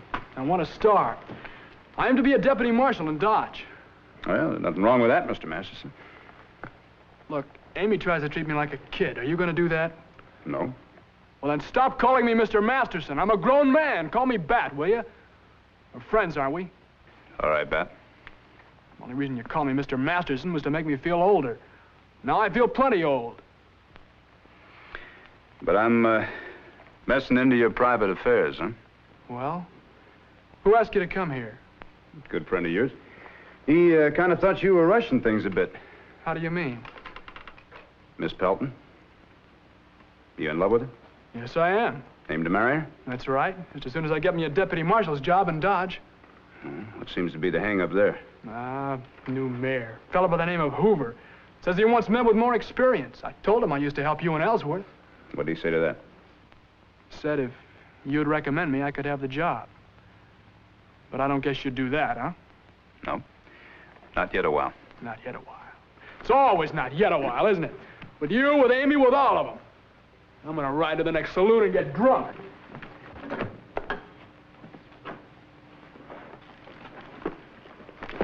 Come on. Dad? Dad, stop. Come back. Oh, you better go after him. He'll try to pick a fight with Sergeant King. You'll be killed. Easy now. Well, didn't he tell you? King threatened to gun him if he didn't stay away from me. And King will do it. He's a terrible man. He's not going after King. Told me he was going to ride over to the next saloon and get himself drunk. Oh, well, he won't. What makes you so sure? Well, that's one thing you taught him not to do. He was just trying to worry you. I tried to teach him a few other things, too. Yes, I know. About women. He told me. Offhand, I imagine Bat can be quite a bit of trouble. Well, he is. Sergeant King was after me, and well... Used Bat to discourage King, huh? Yeah, I guess I did. Look, I know it's awful rough out here for a girl, but still... You think I should have picked on an older man? Well, all right. You be my hero. You see? Fellow won't stick up for a girl unless he really likes her. And Bat really likes me. And besides... Come on inside. No, you go on in. Hold it, Amy. Where's Masterson? He's not here. That's right. You're both lying. Your name, King? Now, who are you? Earp. Wyatt Earp, Wichita. Miss Pelton and I don't like to be called liars. Now, you get on your horse and get out of here. You can't wet nurse that kid forever. He keeps away from her, or I'll kill him.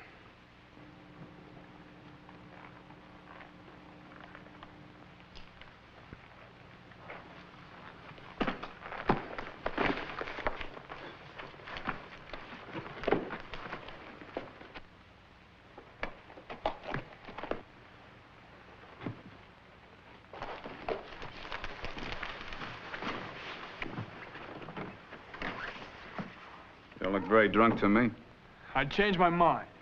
Stop acting like a 10-year-old brat. I saw you running over King. He's my trouble, not yours.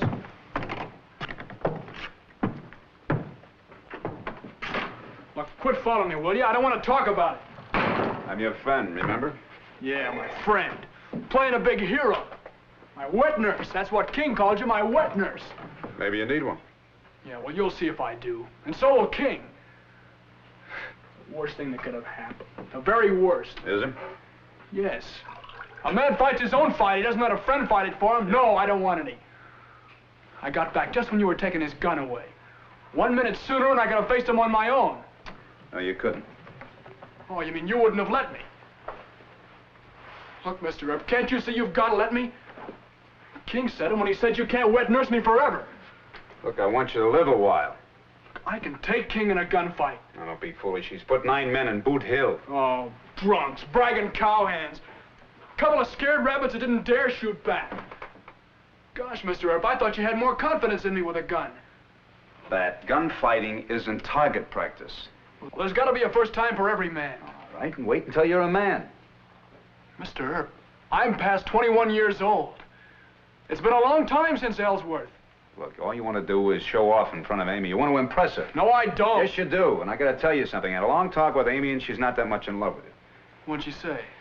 Well, she doesn't like Mr. King either. You just happen to show up conveniently. Well, I don't believe that. I'll go soak your head in a tub. Cool off. I'll be downstairs waiting. When you get sense back, I'll talk to you.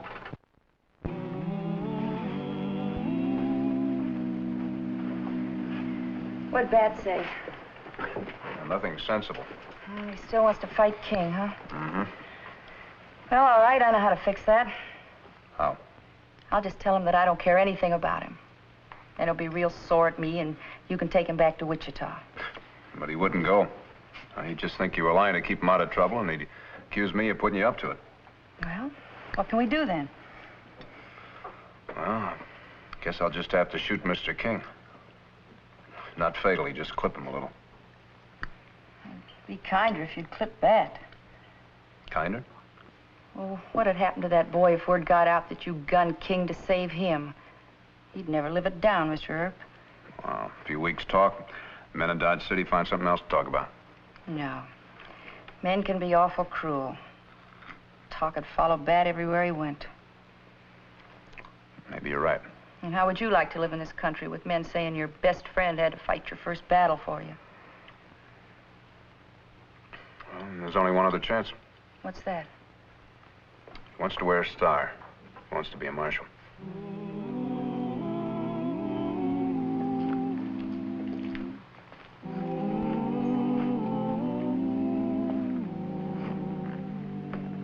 Traveling? That's right. Dodge City. I'm disappointed. Oh, sure. I was just out there walking a little bit. Thinking about what you said this afternoon about the deputy marshal job. Yeah? I can't very well recommend you for Dodge because I don't know what their plans are there. How about working in Wichita for me? No, thanks.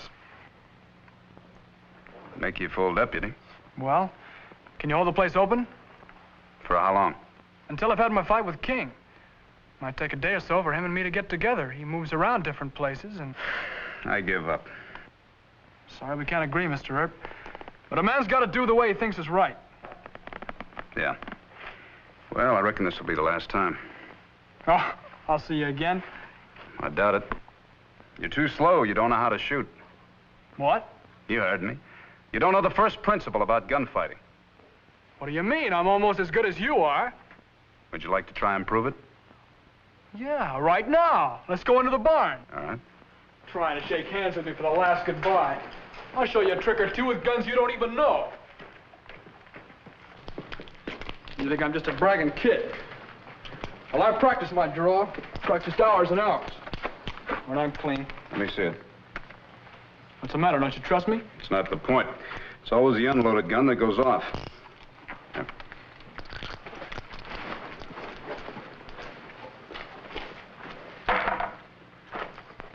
All right, anytime you're ready. Oh, wait a minute. You're too far away. King will move in close on you to make sure. Come on. That's it. Hold it right there. All right. Draw. Hold it. Now, you see, you lost a lot of time reaching up for him. Now, you lower your gun belt until the grips just touch the palm of your hand as they hang naturally. That's it. Now, we'll try it again. This time I'll stay close to you so I can see what you're doing. You ready? Yeah. Keep your hands down. Well, that's pretty good. If I'd have missed you or hadn't hit you in a vital spot, you could have gotten a shot off at me. Well, I didn't claim to be as fast. I said almost as fast. You're plenty fast enough, but you telegraph. Telegraph? Mm-hmm.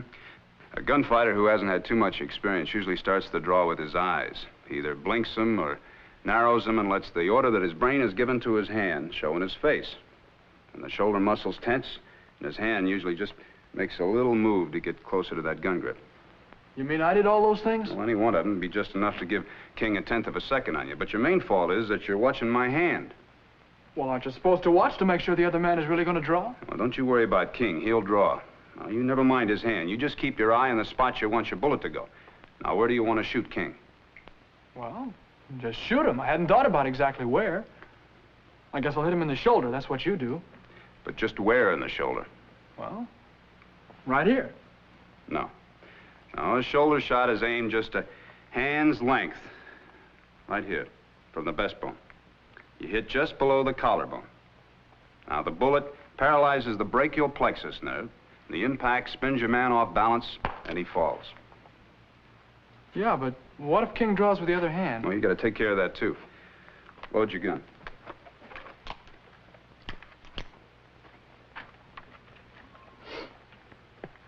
I'm going to draw this shoulder high.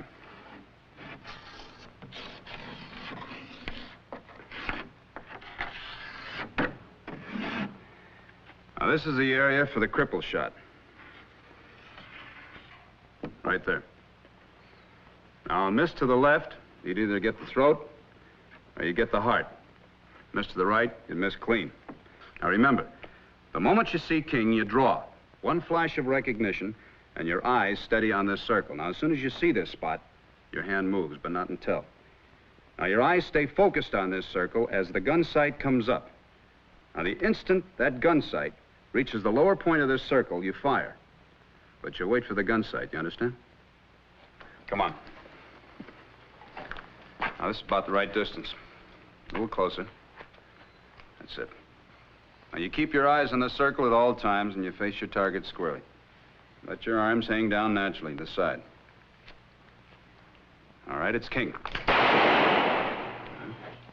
Well, you didn't wait for your gun sight, and you didn't take time to draw. Now, let's try it again. Now, take your time. It's important to draw fast and get off the first shot, but it's much more important to have your bullet go where you want it to go. All right? Draw. Well, that's better. You got him close to the heart that time. You satisfied? No. I want to hit where I aim. Look, Bat.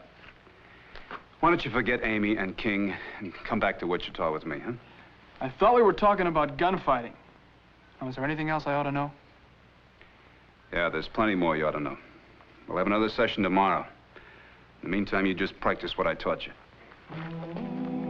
All right.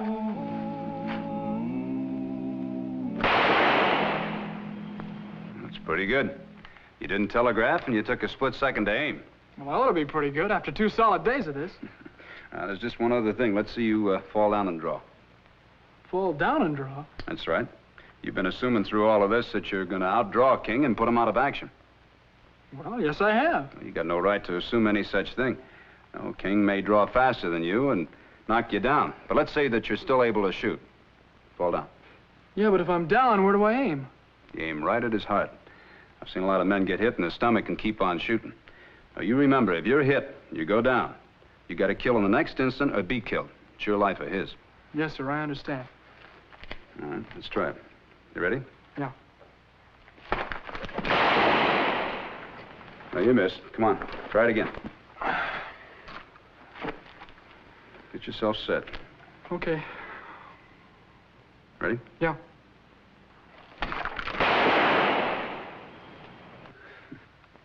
That's good.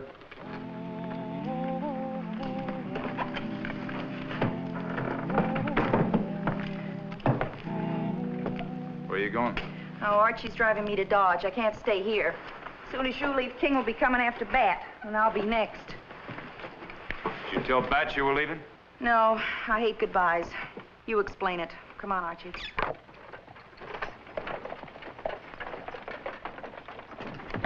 That's Amy. She left.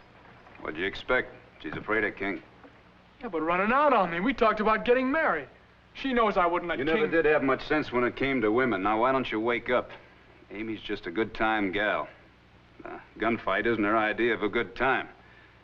You were foolish to credit Amy for being any more than what she is. She'll always run away from trouble.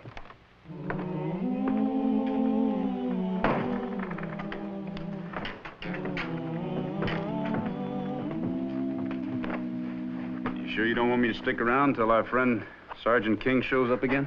No, I don't. School's out. Probably haven't learned a thing. Well, if I haven't, that's my funeral.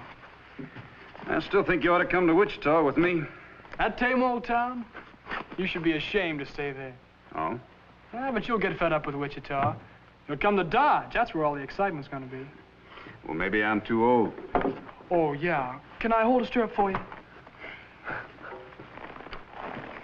You just remember one thing your old man Herb taught you. You draw fast, but you aim slow. Yeah, I know it all by heart. Now get going, will you? Good luck. Oh,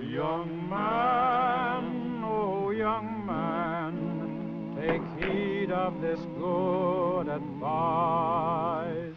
A headstrong man is a dead man. You never get the same chance twice. So young man, go young man, and learn from the wise and strong, that a headstrong fool is a dead fool, but a fast-thinking man lives long. Oh, young man, think fast, shoot slow.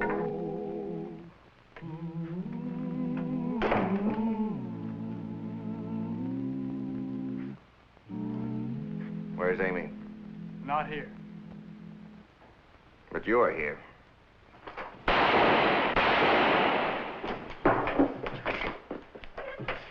Get out of here, all of you. Go on, get out.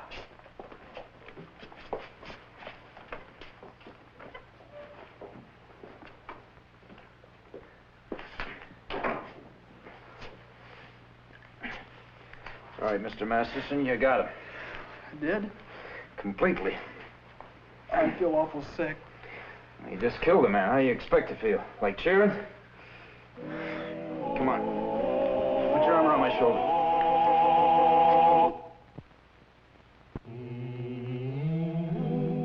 Will we be able to travel, Doc? Good. I want to take him to his folks. No. I still want to be a Martian. Now, look, that leg's got a long time to go before it's going to be well. It's going to be months before you're going to be able to walk. When you are able to, I want your first job as deputy to be with me. You mean I made it? Mm-hmm. You made it.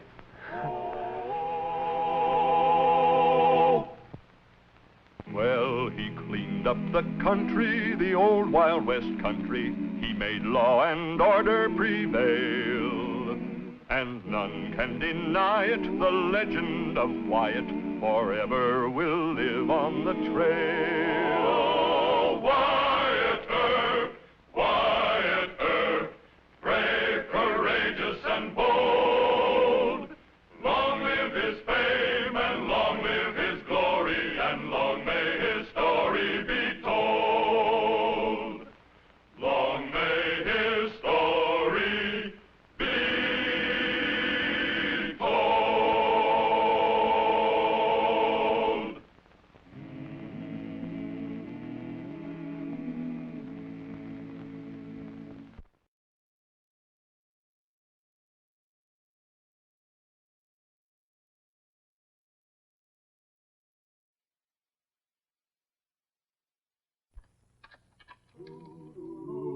As a member of the United States Army, Sergeant Craig will stand court-martial. I demand to be released in my custody as my prisoner. He murdered a civilian within the city limits of Dodge. The law says it's my duty to hold him. Well, then, Marshal, I'll take him by force.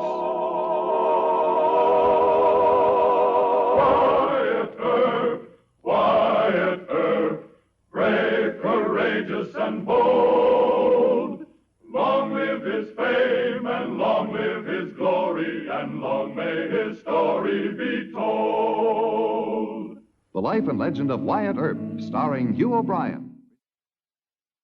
Wyatt Earp rode into Dodge City one bright May morning in 1876 and was chief marshal by noon. 1 month later, General Custer rode in proud defiance to his death on the Little Bighorn. That same year saw the close of a long and bloody campaign that drove the Plains Indian from the Dakotas, from his last hunting ground and his way of life. Battle-weary troops were moved east and south to regroup and recover. Among them were men whose memories were scarred by too much cruelty and killing. For these men, violence became their way of life.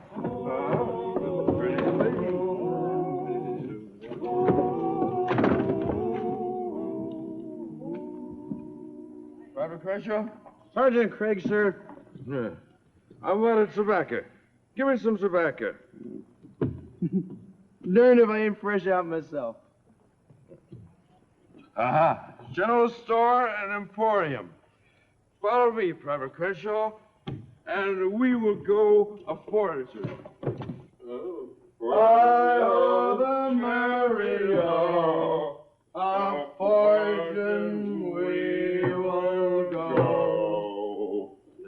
Today we have a sale on blankets. But you perhaps know more about these than I do. Oh, I'll be with you in a minute, gentlemen. I'm Sergeant Craig, mister. Old Indian fighter from way back. Only time you ever find Sergeant Craig waiting on an Indian is when he's got a rifle in his hands. Now, give me some chewing tobacco.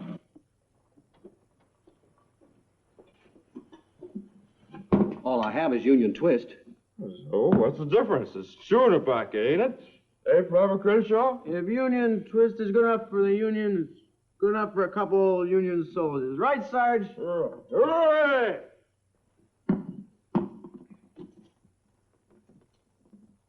Well, pay the man, Private Crenshaw. Sergeant, I ain't a chawing man. Hey, Yes, sir.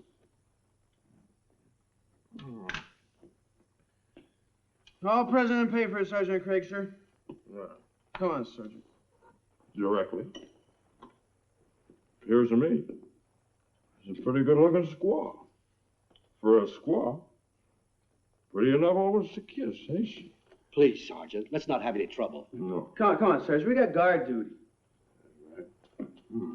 Leave us alone, soldier. We don't make trouble.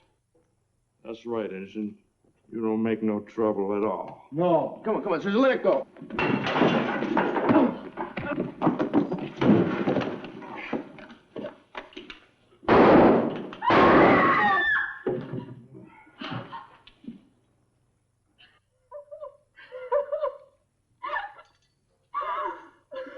All right, a couple of you help the doc take him over to the coroner's office.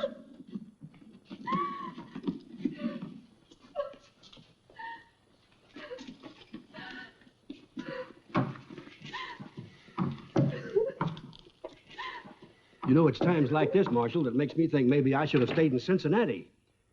Well, the important thing, Mr. Whittle, is will you make positive identification? I certainly will, sir. Good. Will you come down to the office and sign a statement? Well, be glad to. It's high time something was done about that, Sergeant. He's done nothing ever since he's been here but give us one scare after another. I don't know why you haven't arrested him before this. He's a soldier, Mr. Whittle. He and his company have spent better than 6 months in the Black Hills, fighting the greatest alliance of Indians in frontier history.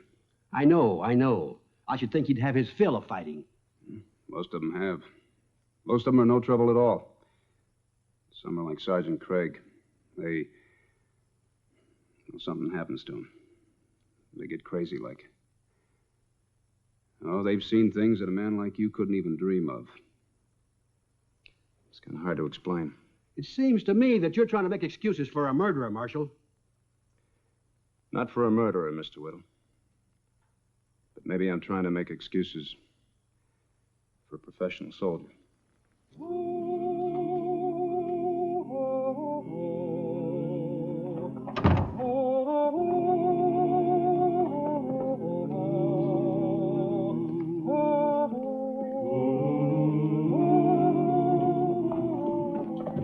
Coroner's making out the death certificate.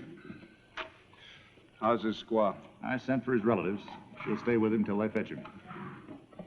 You're on duty tonight, aren't you? Yeah. Good. I want to ride out to the fort and pick up the sergeant. On what charges? Murder. What else? What? You think we have a case? You know the accused is a soldier. I never heard of a soldier being charged with killing an Indian.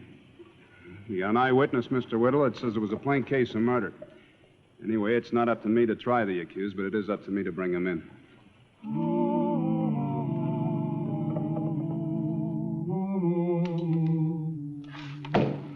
I don't know, Marshal. I hope that I'm doing the right thing. I'm sure you are, Lieutenant. Civil law takes precedence in a civil crime. You have no problem. You don't know Captain Brooke.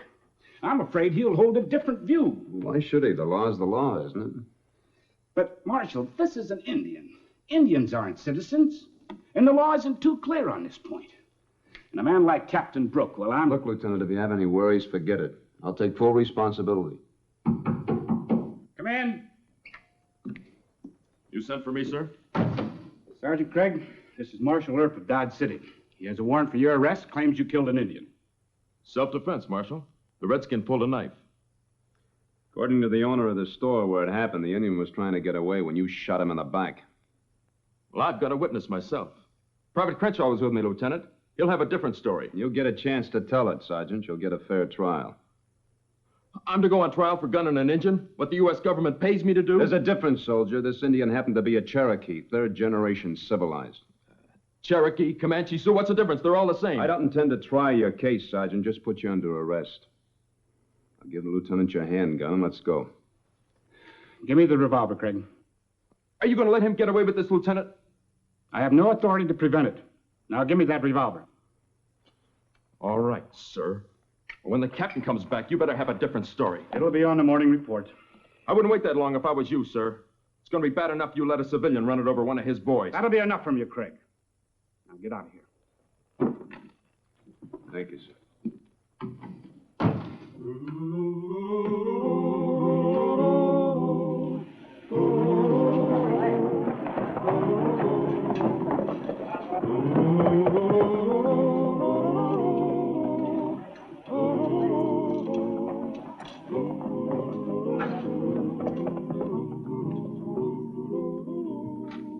Who's in charge here? I am, sir. You, Wyatt Earp? Yes, Captain? I've come for Sergeant Craig. I'll ask you to be so kind as to release him into my custody. You Captain Brooke? That's right. Well, didn't Lieutenant Meade explain to you about him? Lieutenant Meade is fresh from the parade grounds of Washington, sir. He's got a great deal to learn about military practice on the frontier. Such as? Such as the Army's right to discipline its own men. Well, Captain, if the sergeant had killed another soldier out in the territory someplace, you'd have claim to him, but he didn't. No, he killed a civilian right here in this town. That places him right in the hands of the local law. Come, Mr. Earp, you can't be serious.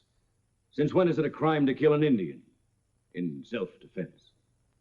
Well, I don't intend to debate the case with you, Captain. He's my prisoner by order of civil law. I'm going to keep him. Good day, sir.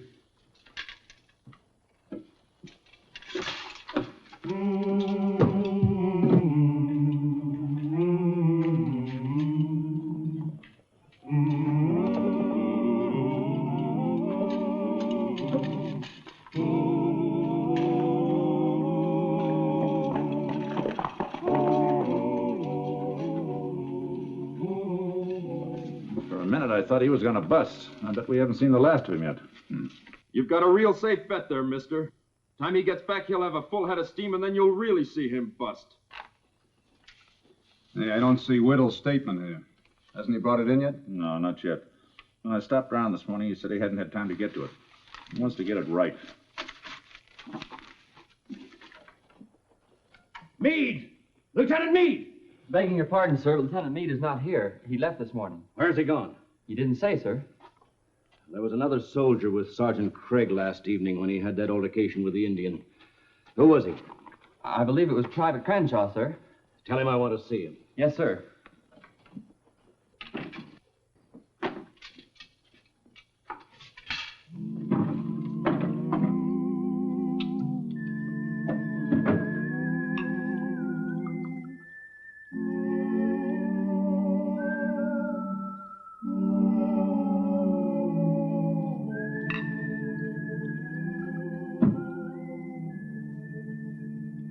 You don't have to be afraid of me, Crenshaw. Long as my men are loyal to me, I'm loyal to them. You understand, Trooper? Yes, sir. You ever hear the phrase, esprit de corps? Yes, sir. Know what it means? Well, I think so, sir. It's what this company has, Crenshaw. We've fought together, been beaten together, and we've won together. Well, that means something, doesn't it, son? Yes, sir.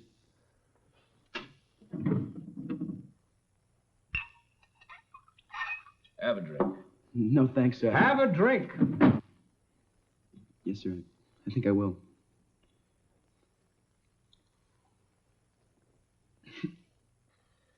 Now then, Crenshaw. You say that this Indian pulled a knife and attacked the sergeant. No, sir, he didn't pull the knife. Don't hedge, soldier. It's my understanding that this Indian had a knife. That he did, sir. Well, then, am I correct in assuming that he was reaching for this knife when the sergeant, in order to protect himself, grappled. Well, I guess... I mean, I'm sure that's the way it happens. You see, I wasn't exactly watching at the time. Now then, how many people were in the store at the time? Besides the sergeant and me, I guess just the Indian and his squaw. And the proprietor, of course. Yes, sir. Well, the squaw wouldn't count much in court. You wouldn't count much either, being an army man and somewhat prejudiced. So that bull-headed marshal has only one man on which to rest his case, hasn't he? That's storekeeper.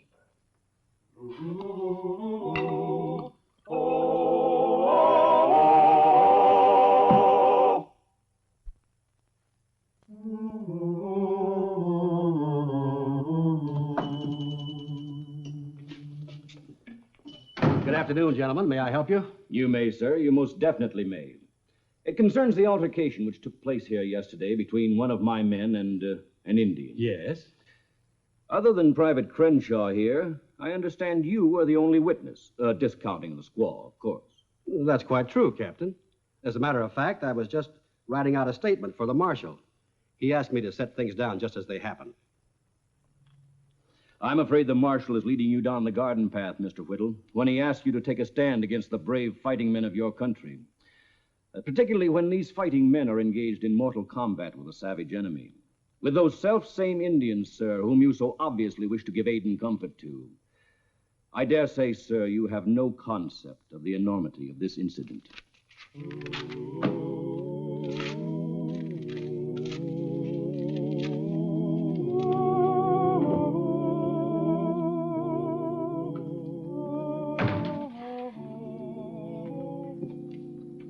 Mr. Whittle bring in the statement yet? No. Sergeant's on trial docket for 11 o'clock tomorrow morning. Yeah, I know. Harris is prosecuting. He's going to stop by here later this afternoon for depositions. Well, then Whittle better not wait to bring in that statement. He better come here in person. I better go tell him.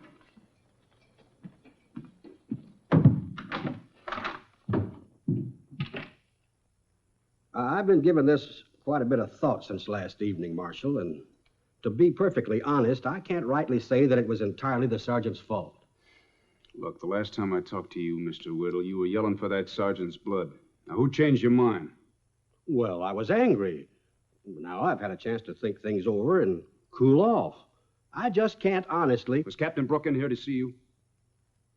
All right, so he was here. Did he threaten you? Of course not. The captain happens to be a gentleman. I'm not asking for a character reference to Captain Brooke. I'm just asking for a little character from you. Now, I'm a tax-paying citizen, Marshal, and I'll ask you to watch your tone of voice. Forget it. When this case blows up in court tomorrow, mister, I just hope you turn out to be a better judge of character than I've been.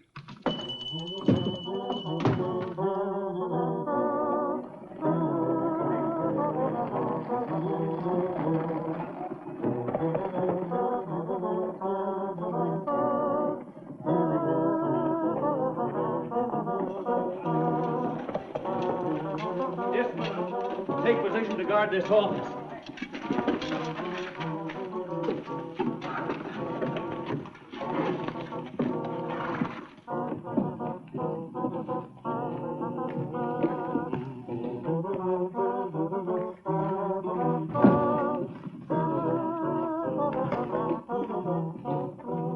No one passes. I'm Marshal Earp. Sorry, sir. I don't care what your orders are, Deputy. I'm giving you just 3 seconds. Oh, good evening, Marshal. I've come for my prisoner. You come to take him by force, Captain? If necessary, yes. Well, then I think you'd better first put the whole town under martial law. You don't happen to have a legal leg to stand on. Yeah, I know. I just saw Mr. Whittle. Then be sensible. Give me the prisoner. No. Look here, Earp. You couldn't even get the sergeant convicted on manslaughter without a witness, and you know it. My job is to take him to trial, and to trial he goes. Now, you get out of here. Hold it, Hal. Crenshaw, get in here. Keep these two covered. You, deputy, get in there and open that cell up. Let the prisoner out. Go ahead, Al. Give him all the rope he wants.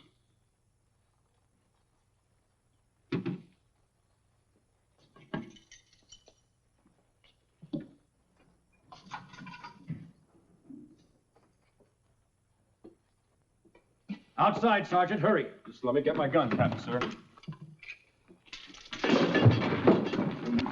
Hurry, Sergeant. Use my horse.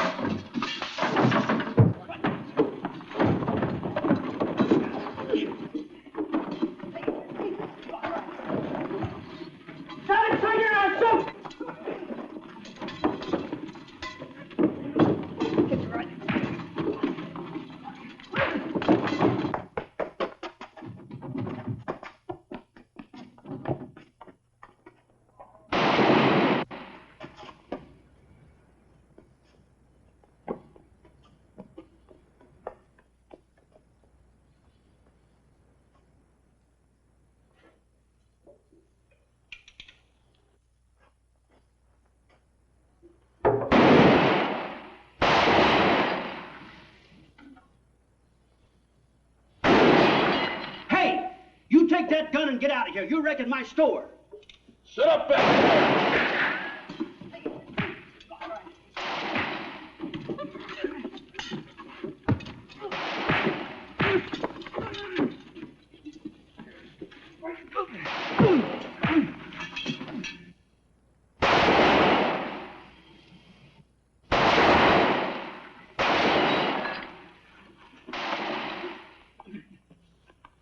Fire, you idiots! Don't just stand there. Shoot him down. Fire, I said! Shoot him, you cowards! Shoot him! I've done my best to avoid bloodshed. But if that's what you want, let's have it now. I ordered you to fire!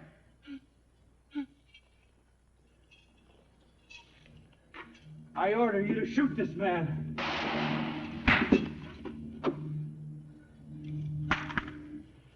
I'll make you wish you were never born.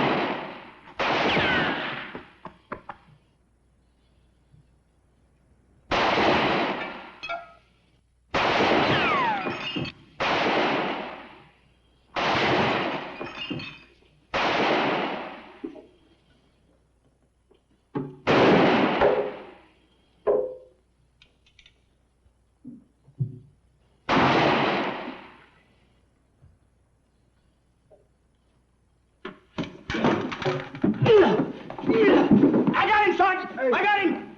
Marshal! Hey, Marshal, come on! I got him! Come in, Marshal, hurry up!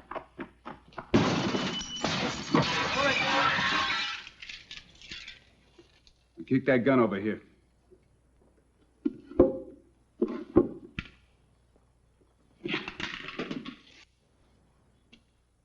Hey, Marshal, if you'll give me one more chance to reconsider, I'll be glad to testify against this ruffian.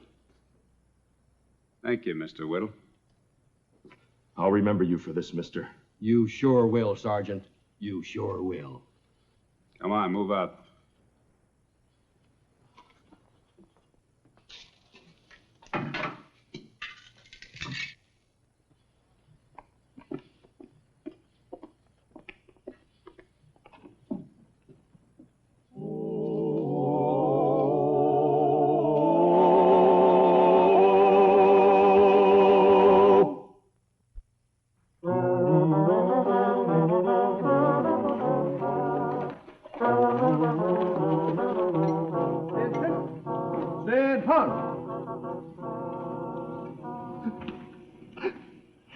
Whatever happened to you, Captain?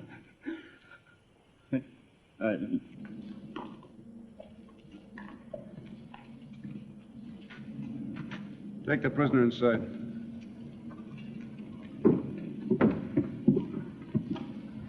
You can put up that gun, Mr. Earp. There'll be no more trouble. The Colonel's apologies and mine. Captain hasn't been himself for some time now, so I took the liberty of sending for aid last week. The Colonel arrived as soon as he could. Mr. Earp, Colonel Grayson. Marshal? How do you do, sir? Stay with Captain Brooke, Lieutenant. Yes, sir. I don't ask you to understand, Mr. Earp, but I want you to know the Army will pay for all damages and make any necessary restitution. Thank you, sir. And what about the prisoner? The sergeant falls entirely under civil jurisdiction, of course. Lieutenant Meade explained everything to me. I only wish I could explain Captain Brooks' case to you as easily. All I can say is he's been in the Indian fights too long and he's not himself. He'll be sent east and his case reviewed. Well, as far as I'm concerned, sir, the incident never happened. Well, thank you, sir. Troop, hurry him out.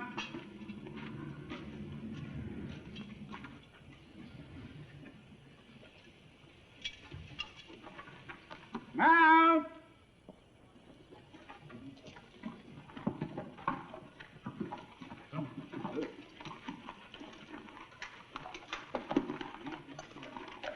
Forward rank, cover 2, yeah!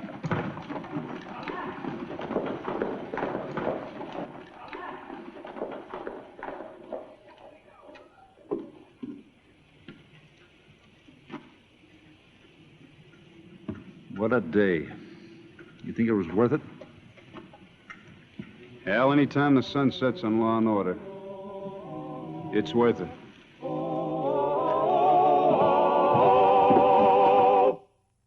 Well, he cleaned up the country, the old Wild West country. He made law and order prevail. And none can deny it, the legend of Wyatt forever will live on the trail. Oh, Wyatt Earp, brave, courageous, and bold.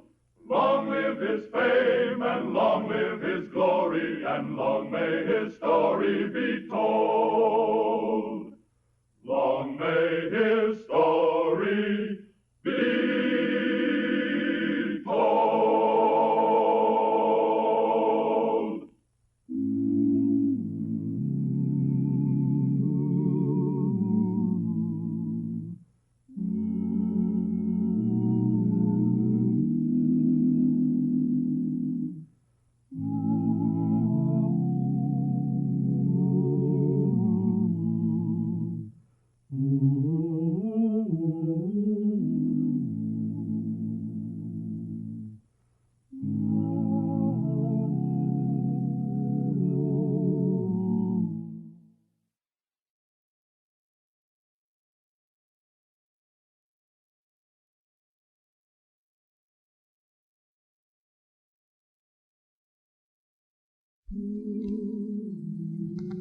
Rollins killed an awful good friend of yours, Wyatt. Got your buntline special. Why don't you drop him as he comes down the trail? Or hang him right here. Sheriff Bassett, his Chief Deputy Bill Tillman, Marshal Wyatt Earp, we're all thinking the same thing. Well? No. We take him alive and let the law hang him. You sure you'll stick to that? I don't know. Better make up your mind, Wyatt. Here he comes. Oh, Wyatt Earp, brave, courageous, and bold. Long live his fame, and long live his glory, and long may his story be told. The Life and Legend of Wyatt Earp, starring Hugh O'Brien, presented by... Perhaps the main reason his enemies hated Marshal Wyatt Earp was Wyatt's profound loyalty to his friends. Then there were such characters as Jim Kelly and Dora Hand, the queen of Dodge City nightlife. Jim Kelly, the saloon keeper who backed Wyatt in his struggle to civilize roarin', snortin' Dodge. And Dora Hand, a legend in her own lifetime on the frontier, whose romance with Kelly and friendship with Wyatt caused some lifting of eyebrows among the respectable citizens of Dodge City. But Wyatt Earp, having once gained a friend, was loyal to that friend to the last ditch.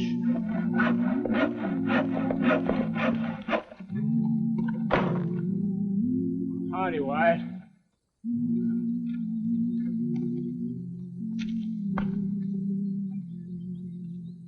Hey, you look like a married man already, Mr. Kelly. None of your bachelor grins now. I may back out on it entirely. And what would you think of that? You'll be at the church tomorrow. Where's Miss Dora? Still sewing on that dress. I tell you, Wyatt, I'm shaky. Hey, what are you toting? Oh, it's a present. And it's hefty. I'm kind of scared to show it to Miss Dora. What is it now? Never mind. It's for the bride-to-be to open, not you. Wyatt, I'm not good enough for her. No, you're not. I knew you'd say that, and I ought to get sore. But it's the Lord's own truth. You can't take a man out of a saloon and put him in a hardware store on the right side of town and expect a miracle. Now, Miss Dora doesn't expect that. She knows you. But is it fair now for me to be marrying her? Mr. Kelly, the women always get the worst of it. They expect that. Anyway, if women weren't braver than men, there'd be mighty few marriages. No, Miss Dora knows exactly what she's got to put up with. Come in, Wyatt. Put the clock down. Clock? It's a beautiful Seth Thomas with chimes. And you paid far too much for it. But there's no need to pretend we don't need a clock. You open it, Jim. You're the head of the household. How'd you find out that I was giving you a clock? Mr. Levy told me that you sent all the way to St. Louis for it. And he didn't want you to waste money on something we didn't need. Oh, Jim, isn't he beautiful? Sure is. One of those new 8-day clocks. Must have cost you mighty near a month's pay. Oh, now mind your manners, Kelly. You know that we don't put a price on anything. Oh, you better let Wyatt put it on the mantelpiece. I don't trust Jim in the state he's in. Want me to wind it? Oh, no, it's bad luck. Wait until after the wedding tomorrow. Well, we sure do thank you. Do I get to wind it? Bend down, Wyatt. We'll treasure this all our lives. Thank you, Miss Dora. Mr. Kelly, you don't know how lucky you are. We're both fools for luck. Oh, this is a far cry from the Alhambra Saloon and Dora's dance hall. Oh, why, Wyatt...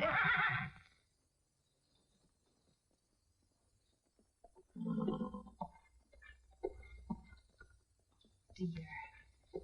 What's wrong? It's that Rellins. You know, hon, the one whose father owns that big ranch down in Texas. I'll settle his hash. No, you let me take care of it. He thinks he's in love with me. I'll let him down easy. But Dora... Now stay out of it, Kelly. Let Miss Dora handle it. Howdy, Bob. Is it true? What do you mean? As soon as I hit town, they told me about you marrying that old man. It can't be true. If you mean Jim Kelly's not an old man. Yes, we are getting married tomorrow.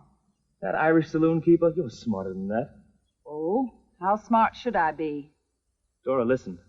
I told you I'd marry you just as soon as I collected from my mama. Well, I collected. I'm over 21 and my old man hasn't got a thing to say about it. I don't rob cradles, Bob. I told you that, didn't I? You ain't marrying Jim Kelly. Oh, yes, I am tomorrow. You're marrying me. Bob, look. Your pop may own half of Texas, but it doesn't make any difference to me if he owns the whole state. I'm 30 years old. Go back to Texas, Bob. Get a gal your own age. Go. Get on your horse, kid. Well, the bridegroom, you think. You stupid Irish no-good. Get out of here, Dora! Wyatt! Wyatt! Get in the house, both of you. Kelly, temper now. Come on, do it, Wyatt.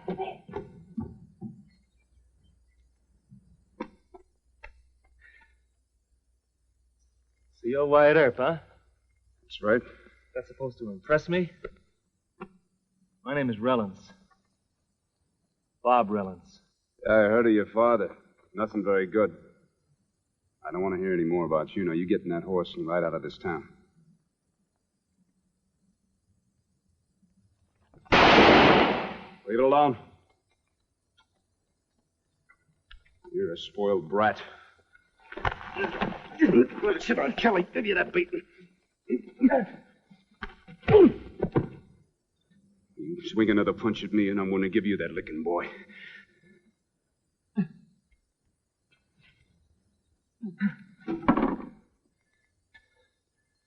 You're bigger than me, Earp.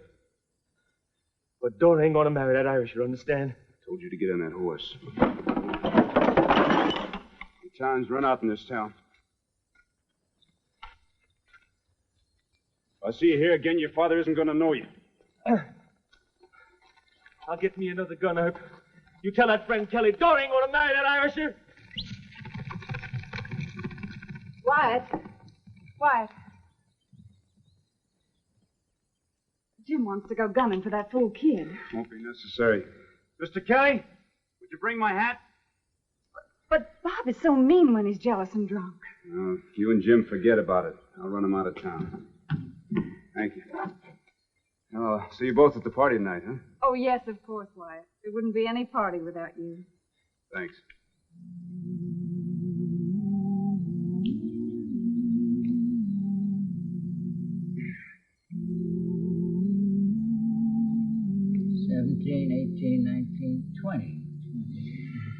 Hello, Sam. Oh, hello, Marshal. You got a guest here by the name of Bob Rellens? Yeah, but he checked out. Not 5 minutes ago. Where is he now, do you know? Threw his saddlebags on his horse and rode off. Acted sore at all us folks in Dodge. Reckon he headed back to Texas. And a good riddance, if you ask me. Yeah, it sure is, if he did go. Yeah, sure.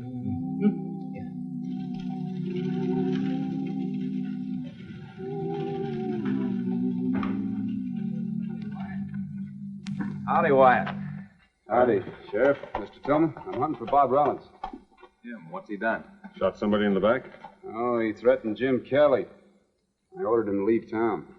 He didn't leave? I'm not sure. I've had my deputies out hunting for him since before noon. I was wondering if you and Mr. Tillman would give me a hand. Of course, Wyatt. If that Rellens kid was still in town, where do you figure he'd be hiding?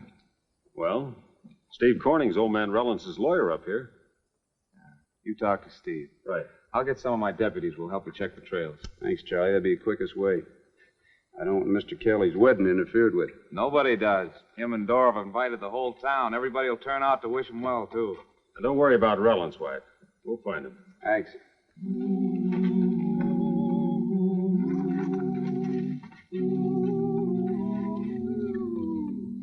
Howdy, Bob. Howdy. You're heading the wrong way, ain't you? I'm heading for Texas. Is that the wrong way? You'll be missing all the fun, Bob. Oh? Jim Kelly's marrying Dora Hand tomorrow. Free drinks and a picnic all day long. That's too bad. I gotta shove along home now. Bye. Bye.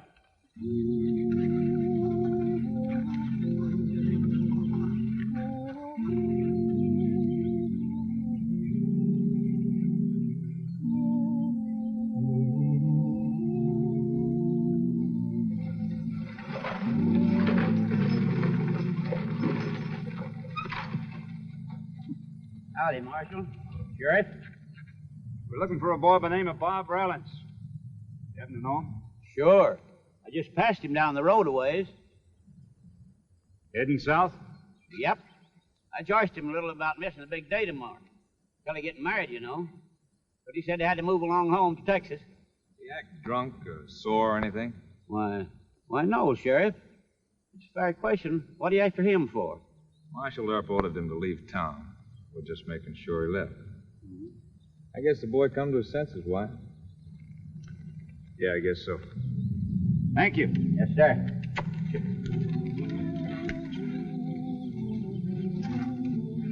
If you're still not satisfied, we can overtake the boy. I don't know what we could arrest him for.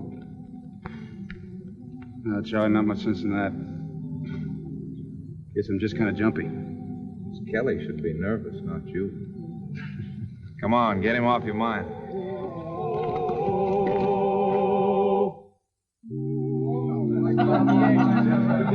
Well, gentlemen, this is the finest bachelor dinner I've ever attended. And the soberest. Jim Kelly, your very good health. That's right. Let's have a speech, Mr. Kelly. Yeah, come on, how about a few words? Well, Dora talked me into having the dinner here. She wanted to keep me sober. Oh. But we've had our fun and our jokes now, but in the general excitement, I plumb forgot to ask the Reverend to say grace. I hope it's not too late for his blessing on this house. My good friends, I'm not going to say grace. Mr. Kelly, you and Miss Dora blessed this house with your love. Only love can bless a house and a marriage. But it took considerable more than that. It took great courage to cross Marshal Earp's deadline, to start a new life on this side of town. I'm wondering what you have to say to that, Mr. Earp. Amen. I say God bless all of you.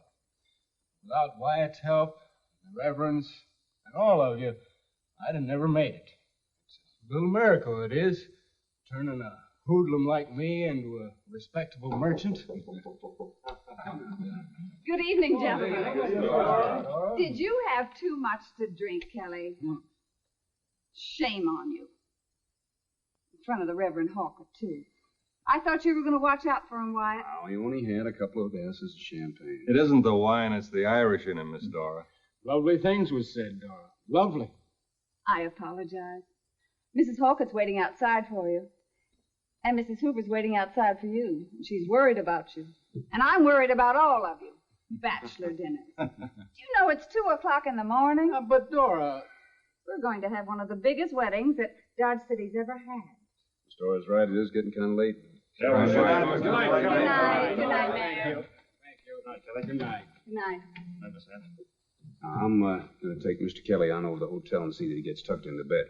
Thank you, Wyatt. Hold on, Wyatt. I haven't showed her my wedding outfit. Where is it, Kelly? Wyatt left it in the bedroom. Now, the hat and coat may be too loud. I'm a little tired, Kelly.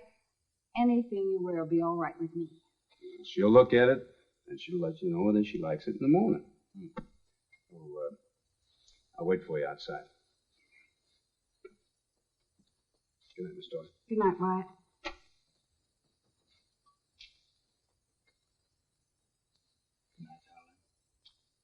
Good night, Kelly. Dream me an Irish dream. I will. That I will.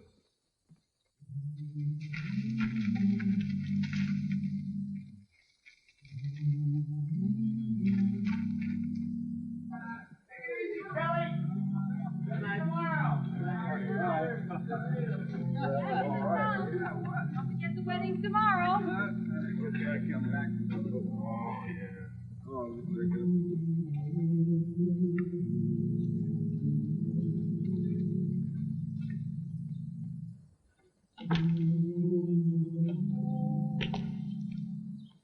What? I don't like leaving her alone. She's not alone. Mrs. Norton's staying with her. You sure Rellens didn't sneak back? If he did come back, he'd be after you, not Miss Dora. Well, he's probably 50 miles down the trail to Texas by now. Come on.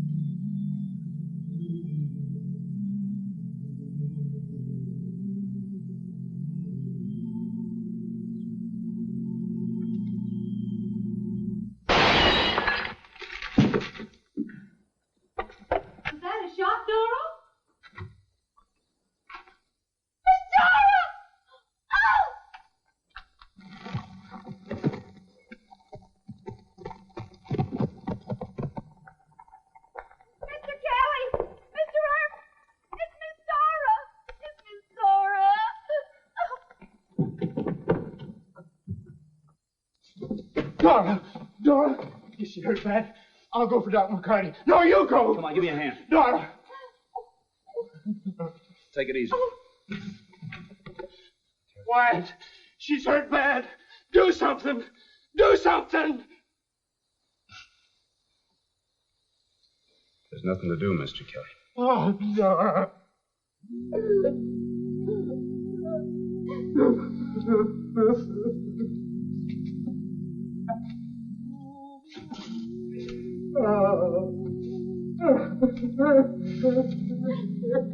Don't take on so, Mr. Kelly. Let him cry.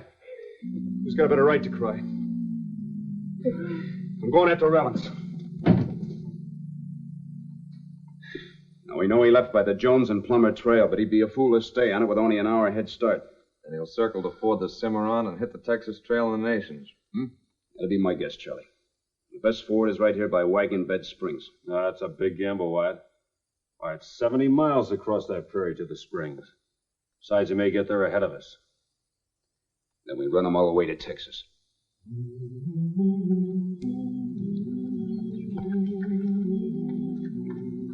How much further the Cimarron, you figure, Wyatt? Well, about 30 miles over there. Been riding 6 hours now. We better lay up and rest the horses. Well, I vote we go on. Wyatt's right. Man on the run usually figures he's got a posse of soft town folks after him. This may be our one chance to head Rellens off. Let's go.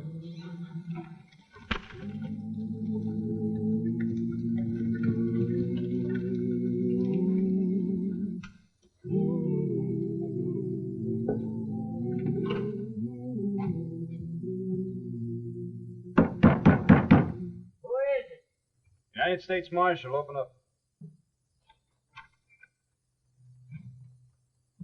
This Wagon Bed Springs? Yes, sir. How far is it to Cimarron Ford? Oh, gosh almighty, it's just across that field. You seen any horsemen today or heard any tonight? Nobody traveling either way, mister. That's good. Charlie, you and Bill, get yourself warm and rest your horses. I'm going to go on down to the ford and make sure. All right.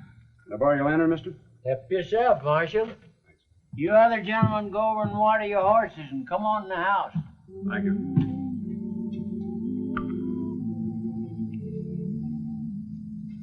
Easy, Wyatt. Thought you'd like some coffee. Thanks.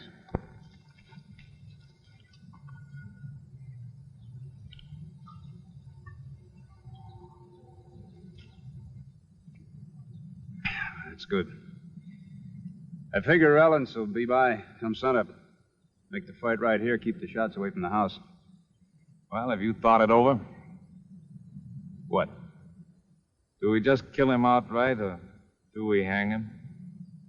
Can't do either one, Charlie. You know that. Supposed to bring him in alive. Rellens has an awful powerful papa, Wyatt. The old man will spend any amount to get him off. Money isn't going to get him off. They'll hang him in Dodge after a fair trial. I hope so. But you doubt it, huh? You, Bill, and I are officers of the law. All we can do is arrest the skunk. We're not supposed to judge him or execute him. Fine. Come on. Let's get out of this and get some rest.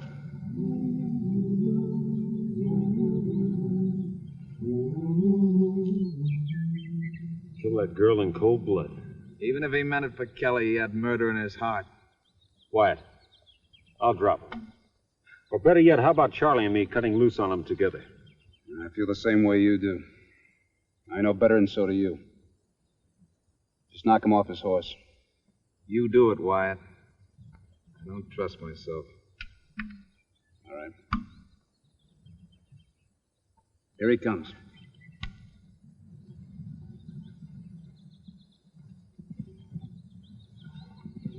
Oh!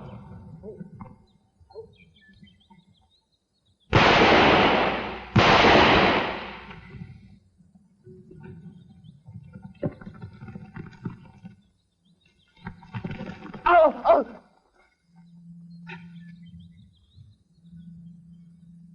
Did I get Kelly?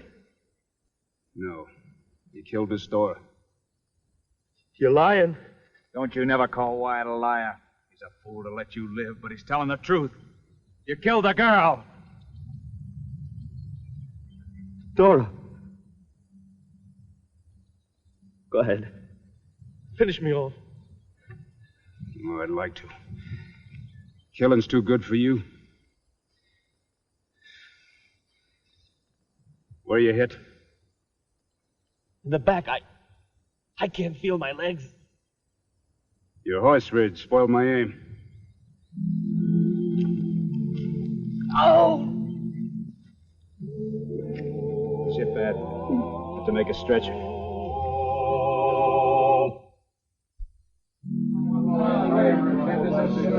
Order!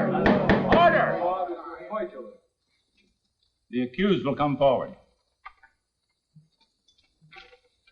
Mr. Rellens, in the opinion of this court, you are guilty of murder.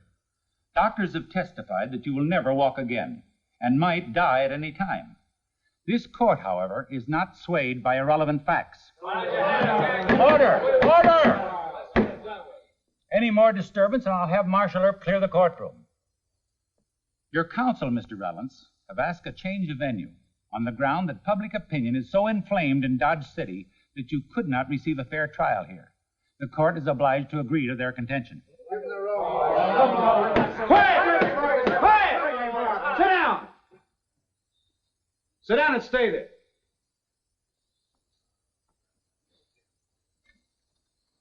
For the benefit of the public, the court must observe that any man accused of any crime is guaranteed a fair trial by the law of the country. Change of venue is hereby granted, and you'll be tried in Abilene. Sheriff Bassett, remove the prisoner. Court adjourned. You better give him a good charge. You better do.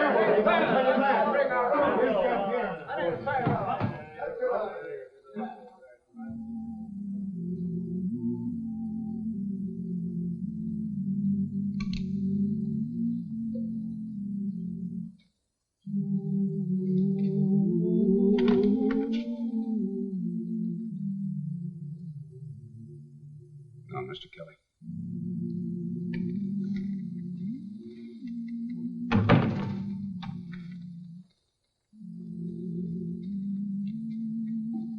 Killing Rellens isn't going to bring her back.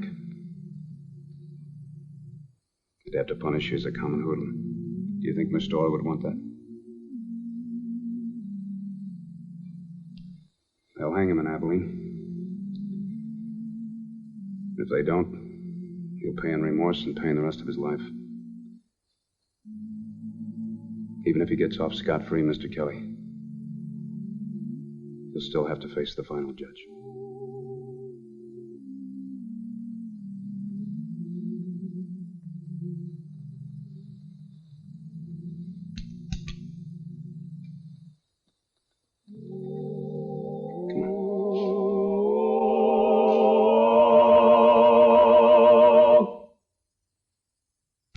Up the country, the old Wild West country, he made law and order prevail.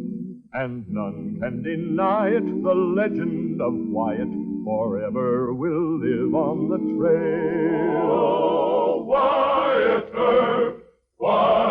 Earp, brave, courageous, and bold. Long live his fame, and long live his glory, and long may his story be told. Long may his story be told.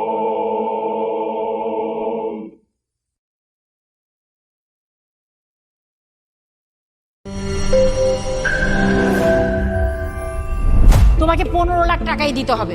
তুমি যদি দিতে না পারো তোমার বাবাকে call দাও। তোমার যত জমি জিরাত বাড়িতে যা যা আছে এগুলো বেচা হইলেও তোমরা আমাদের টাকা পাই পাই করে শোধ করবা।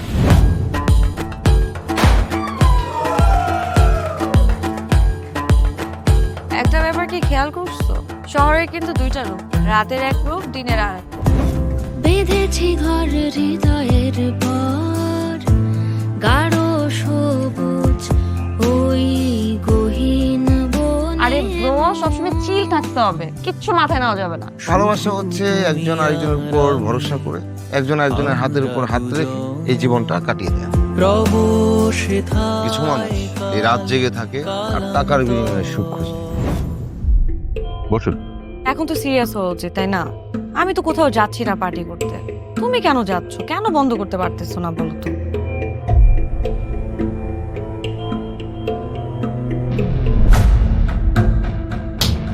কার যে কোথায় সুখ সেটা তার প্রিয় মানুষটাও কখনো জানতে পারে না। পাশাপাশি তবু যাচ্ছি বিপরীতে, কাছাকাছি তবু যাচ্ছি বহু দূরে। Hi, you look good. Thank you.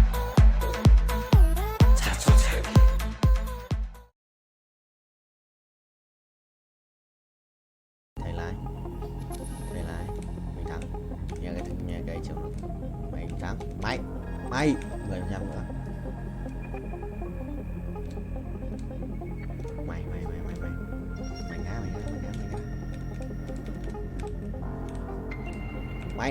mày ô không được, đùa tao xuân không xong vậy bạn ơi, hiểu được rồi. Dấu vậy.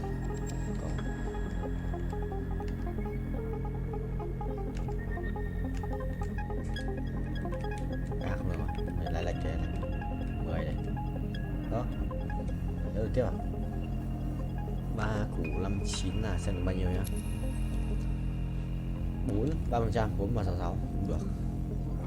Át này. Sẽ át từ này rồi. Ê, chơi xong rồi, đánh trùng bài rồi, thằng này ấn tử thần ạ. Không sao thầy ơi, mình dồn trước là được. Sử thanh hóa tôi nói bàn xong rồi xoay bài tự động đấy mới khám. Chuẩn chỉ đấy, chuẩn chỉ mà xoay bài tự động.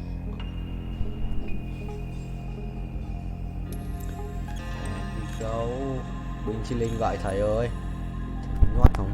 Nhót đét cho tao. Ngao vậy vẫn đang may, anh vẫn đang nhảy thắng mà. Let me show you darkness. Sai đều phải lái vô à? Sao? Captain Vietnamese. Captain Việt Nam. Máy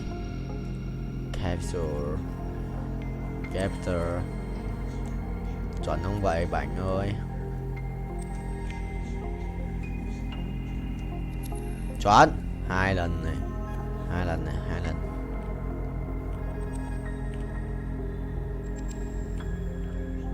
Đấy, không 3 lần. Lại nữa ta thể mình tính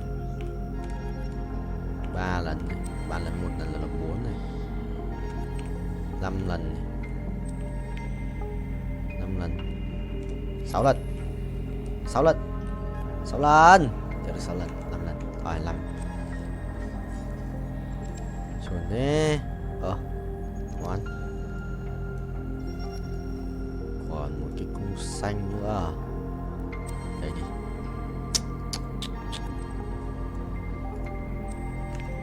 Bài còn gì nhỉ?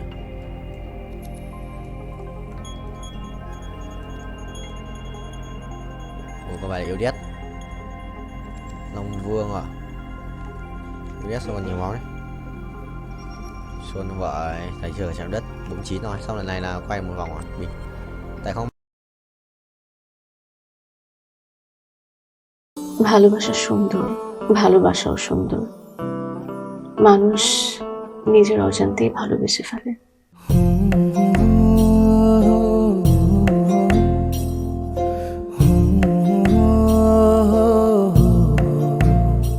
আমারও মনে হয় কি জানেন, আপনার মতো জানাশোনা কাউকে না আমার বিয়ে করা উচিত। এটা কি উপলক্ষে? ম্যাডাম ফুলটা গ্রহণ করুন, তারপরে বলতেছি। ভোটার আইডি কার্ডে যার স্বাক্ষরের জায়গায় টিপসই দেয় এখানে কেউ ডাক্তার। এই দুইজনের মধ্যে যে আগে ম্যাডামের মন জয় করতে পারবে ম্যাডাম তার। একদিন না দেখলে তোমায় বন্ধু আন্ধার লাগে সব, তোমার এই প্রেমে এমনই টান। রুগীদের তো ডক্টরের কাছে আসলে ব্যথা কমে যায়, আপনি একটু উল্টা হলো কেন? আপনি কি একটু উল্টা? তোমায় ছাড়িয়া যাব মরিয়া, তোমায় ছাড়িয়া যাব মরিয়া, যেও না বন্ধু আমার ভুলিয়া ভুলিয়া। আমার মনে হয় আমার সমস্যা কপালে, ম্যাডাম আমার কপালে নেই, আমার কপালে আছে দাগ।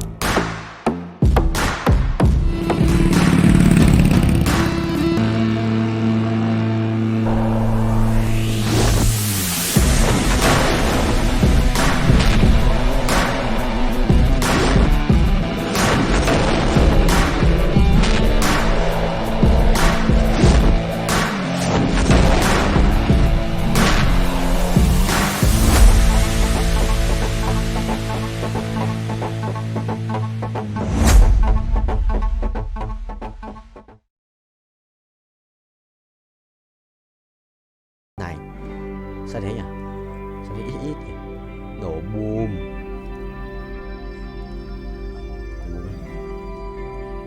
Chọn không vậy? Chọn rồi. Không có rồi.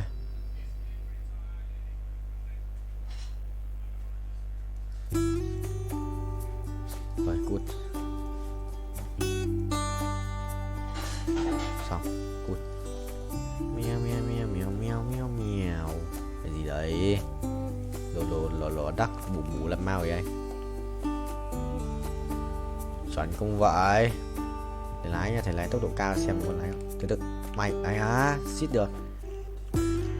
So ride a car in high speed đấy.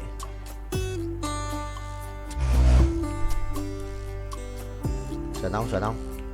Đây á? Không được. Sửa tốc độ cao. Tốc độ cao đét mà. Rồi một lần, hai lần, lần thứ hai 300 lap à, 400 lap.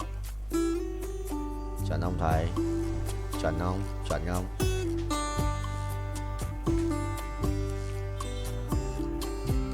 Chuẩn không? Chuẩn không? Ui tốc độ cao đấy. 378 lap chứ 400. Này à, bắt đầu thua. Thua, bài khỏe đấy. 2299 á. Mày đấu sĩ á. Mình lẫn vào mày được ăn uống đầy đủ nhỉ? Thằng này được ăn uống đầy đủ. 2299 là phải không? Không. Tự đầu chuyển bàn đấu.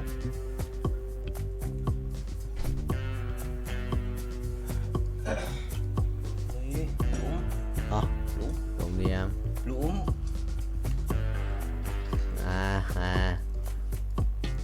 Ô, phải chấm.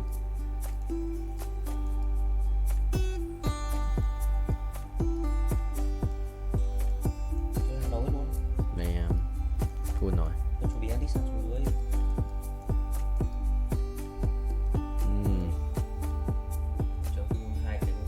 Không biết. Ok thầy ơi, mai sẽ ride a cat. Lâu rồi, 15 phút. Well played bro. Mày lái luôn đấy, lái bình vua lái racing boy.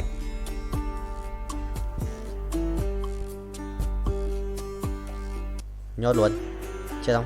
Ngồi đi. Đéo đi à? Vào nó kèm rất siêu linh, đéo có đủ mana để chết. Được không? Cũng là khỏe rồi, ra. Đánh bài gì với cả Nautilus 2.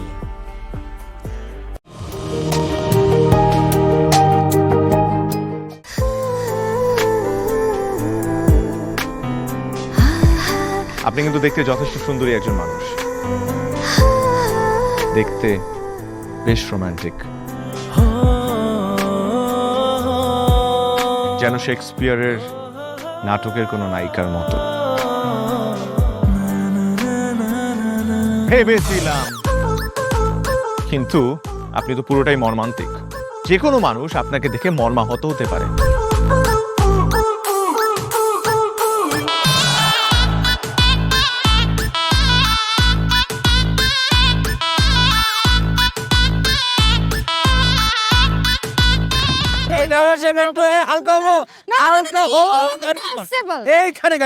আমার হালকা হতে 1 মাস সময় লেগেছে। আপনার 1 মাস সময় লাগে? আমার হালকা হতে তো 1 মিনিট লাগে।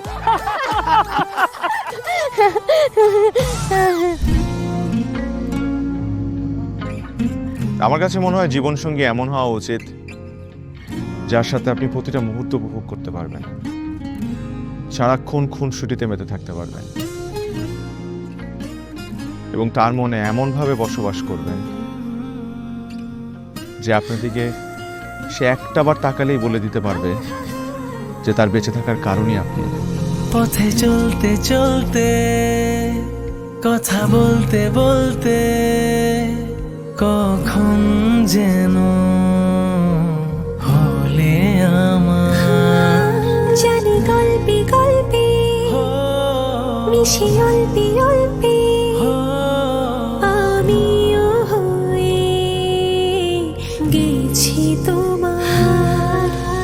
ছোট ছোট ভুল ফুটে হলো ফুল যে তোমাকে পেলাম, গুটি গুটি পাই স্বপ্নের নাই আমি ভেসে গেলাম। আপনি কি মনে করেছেন একজন মানুষ আমার জীবন থেকে চলে গিয়েছে এবং আপনি সেই সুযোগটা কাজে লাগিয়ে আপনার ফিলিংস গুলো আমার কাছে এক্সপ্রেস করবেন আর আমি সেটা হ্যাপিলি অ্যাকসেপ্ট করে নিব? এই হচ্ছে আপনার বন্ধুত্বের নমুনা? রোদের পাখি তোর শহরে আমার মনের স্বপ্ন ঘিরে, ওরে পাখি ওরে সারাক্ষণ তোর শহরে বৃষ্টি হলে ভিজে আমার মন।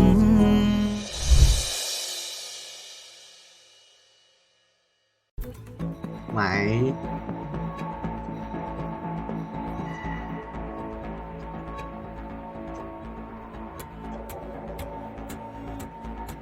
Mày viết kiểu gì hả? Tôi viết kiểu sự bình chi linh nhé. Kia na cầm kiếm này. À cái đai máu này. Kia na cầm kiếm này. Rồi. Quay thằng lấy đâu? Thằng lấy rồi. Chuẩn không? Chuẩn không? Chuẩn không? Chuẩn không? Tranh mày tranh để tranh với tao.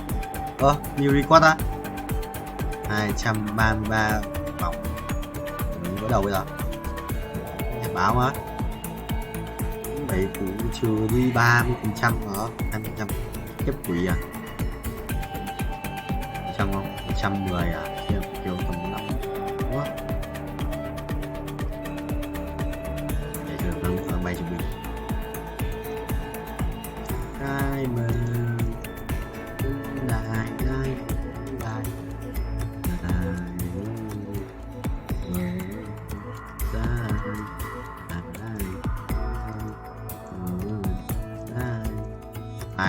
mày vậy wow nè rồi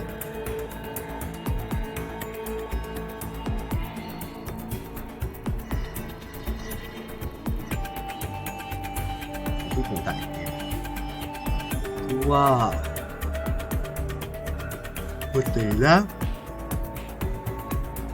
50 rồi khoảng là bao nhiêu nhỉ? 2 thì một rưỡi à? 5 thì bỏ 250.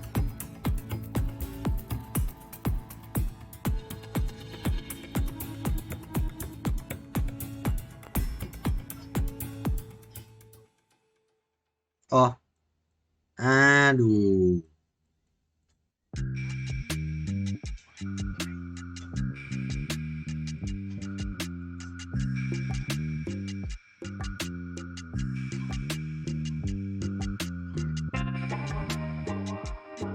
mày được không? Mày ghê 250 muốn mày. Năm nay của ông thầy 29 này 22 23 26 27 28 29 27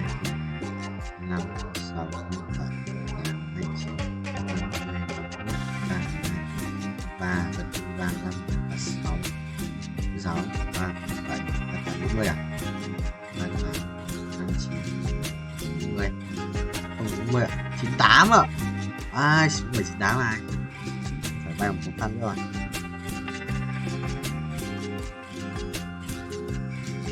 What the hell?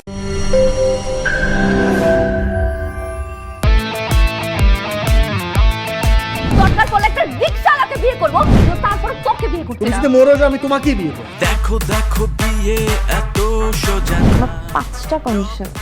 কয়টা? 5টা। আমি JD Safayet রমরাজন। Sir এটা তো voter ID card sir.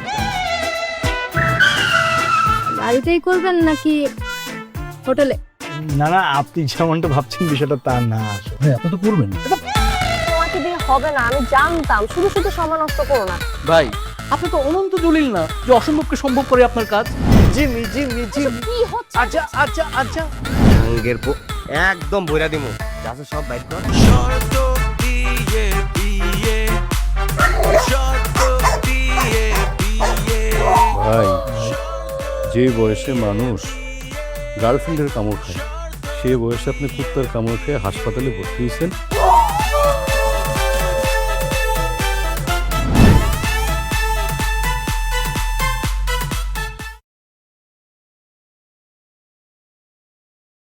Rưỡi rồi Quang, đi học từ 5:30 bắt xe buýt ở bến xe Mỹ Đình nhập từ 5:30 xong.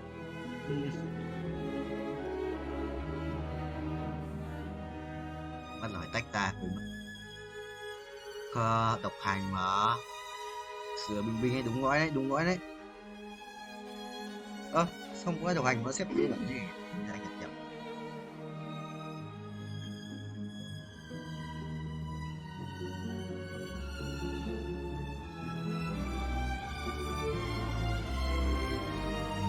Yes.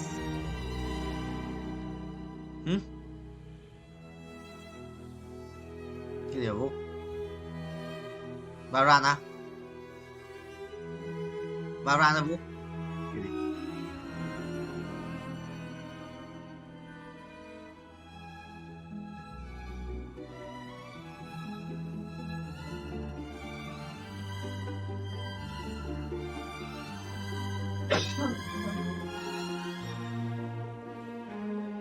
Karena buru-buru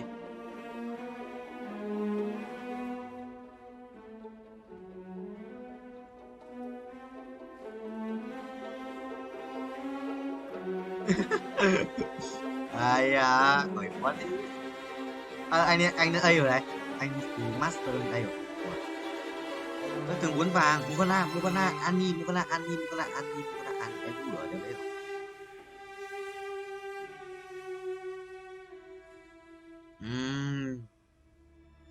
Giàu nữa. Nhưng mà Hồng Minh con lại yêu em vào đấy đâu. Đừng clear. Bảy Bảy cứ game. Ê Dương ơi, tao lấy tướng không? Tao chạy ngang qua tướng ấy, đến nó trước mà còn cái chạy dọc xuống mà sao tao vẫn lấy được chứ? Sơn bố à? Game chôn à? Sơn bố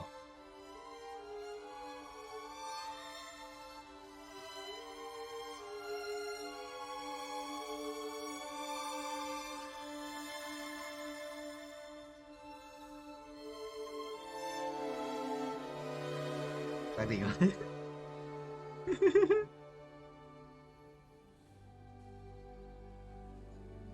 Đúng rồi, sao mà mày đi rồi, mày đi.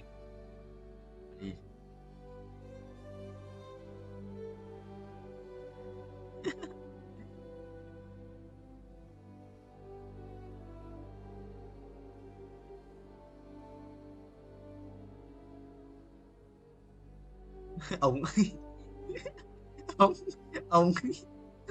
còn ai? Thằng Lào à? Thằng Lào Vũ.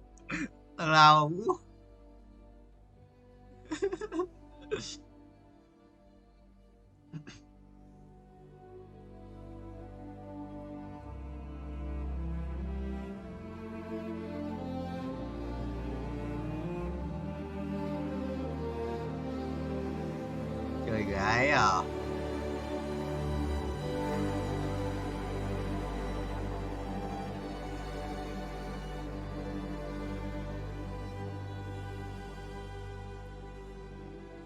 Rồi Việt Nam mới nhỏ đéo được phép mà vẫn thay trường chương 10 đánh bài dân na ảo đéo chịu được. Dân na lắc ảo lắm vua. Ông Quang phải bại của Hoàng Lập Tiến đúng không?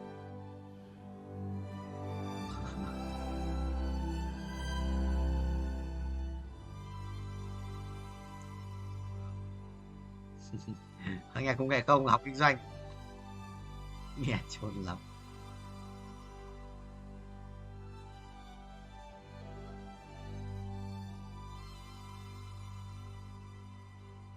Chuẩn rồi broccoli ơi, chuẩn đấy, sự chuẩn đấy.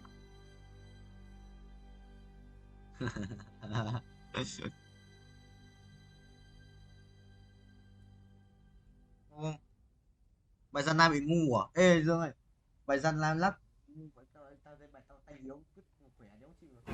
Những người có đéo đâu. Ai chúng ngu nhỉ?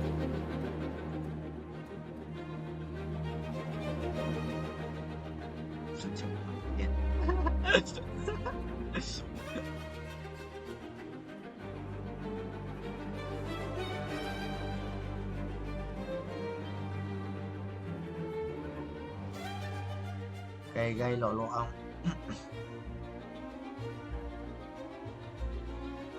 Cô đánh trong trận cờ ê, bắn vào ra không ơi.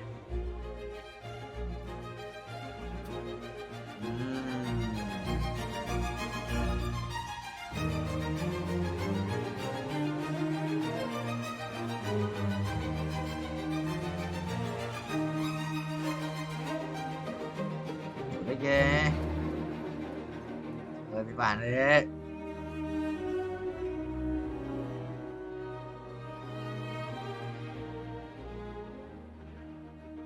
Tôi rất giờ đâu phải ngoài trời đấy.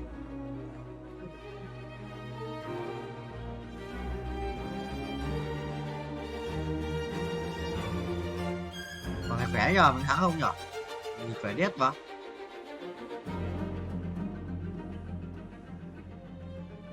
Đầu nó độc cái lều à?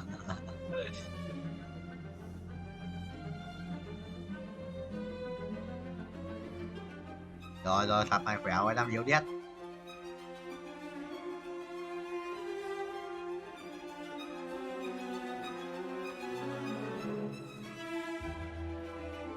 Ngon, để cái dọc luôn. Đâu thắng được. Mày sai tao sao? Sai.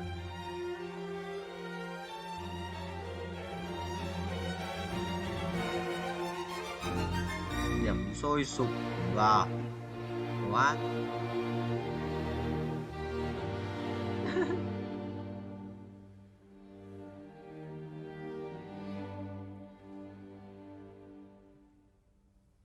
Ai bảo nhện đâu.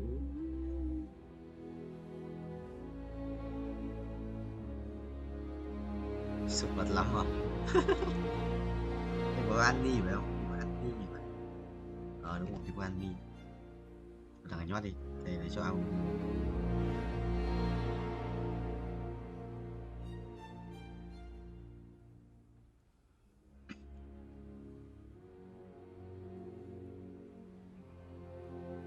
Có thể cho anh đi thì chuẩn. Bảo Linh à, Bịch Lao à? Bạn thôi à? Bạn thôi.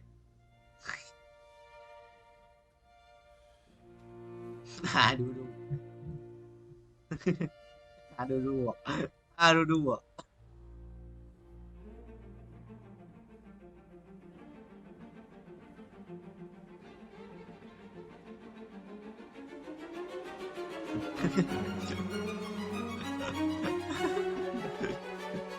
Thôi nó chịu được.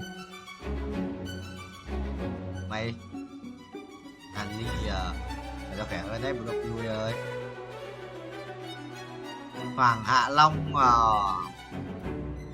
Mày Hạ Long cay à? Mày xinh không?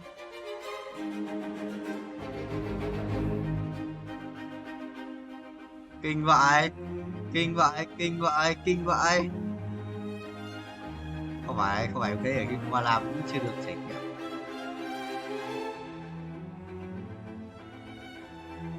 của anh à? Hoàng à? Quang Anh à?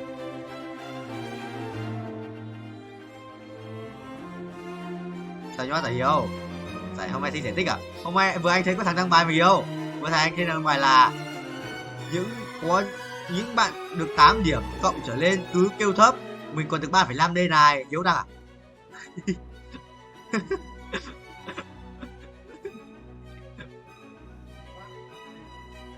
Bao nhiêu mà kìa em? 7 à? 7 à? 7 ai à? 5 à? 5 sai 5 vẫn kém chỉ có 5 rồi.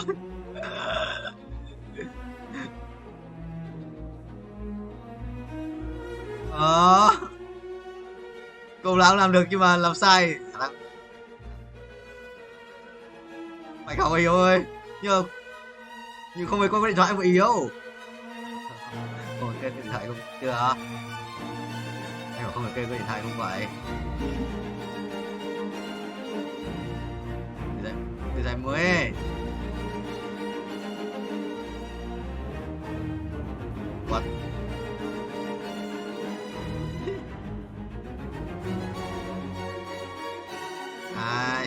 Cải thiện không? Học cải thiện không Hiếu?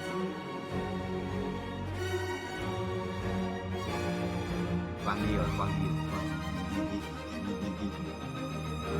Đâu, ý là đi ấy, đi là học em đi.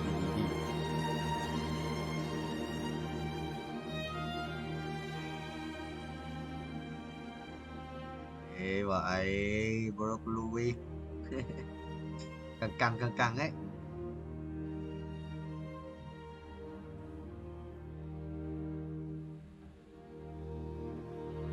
Tưởng Hiếu về quê lấy điện thoại cái gì mà. Ở đấy, nhưng mà dịch lắm Hiếu ơi. Bạch Hầu 15k em một ở Bắc Giang. À, còn 7k nữa.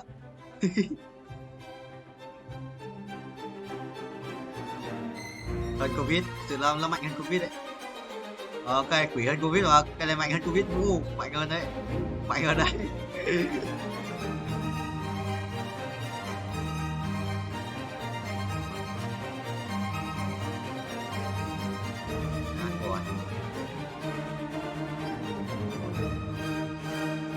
Try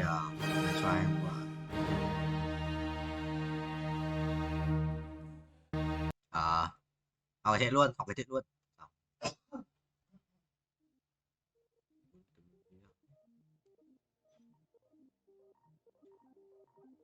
Tuấn đâu rồi? Tuấn đi rồi.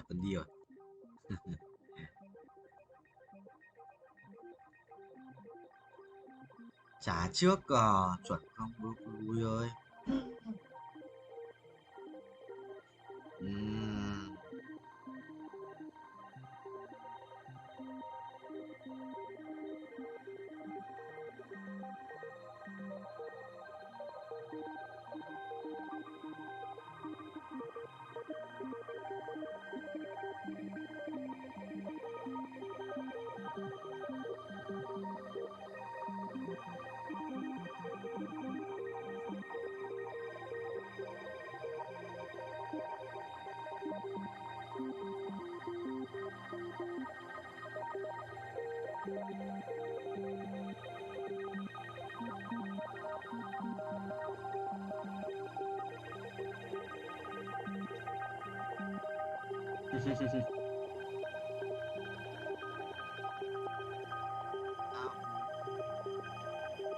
Chuyện gì?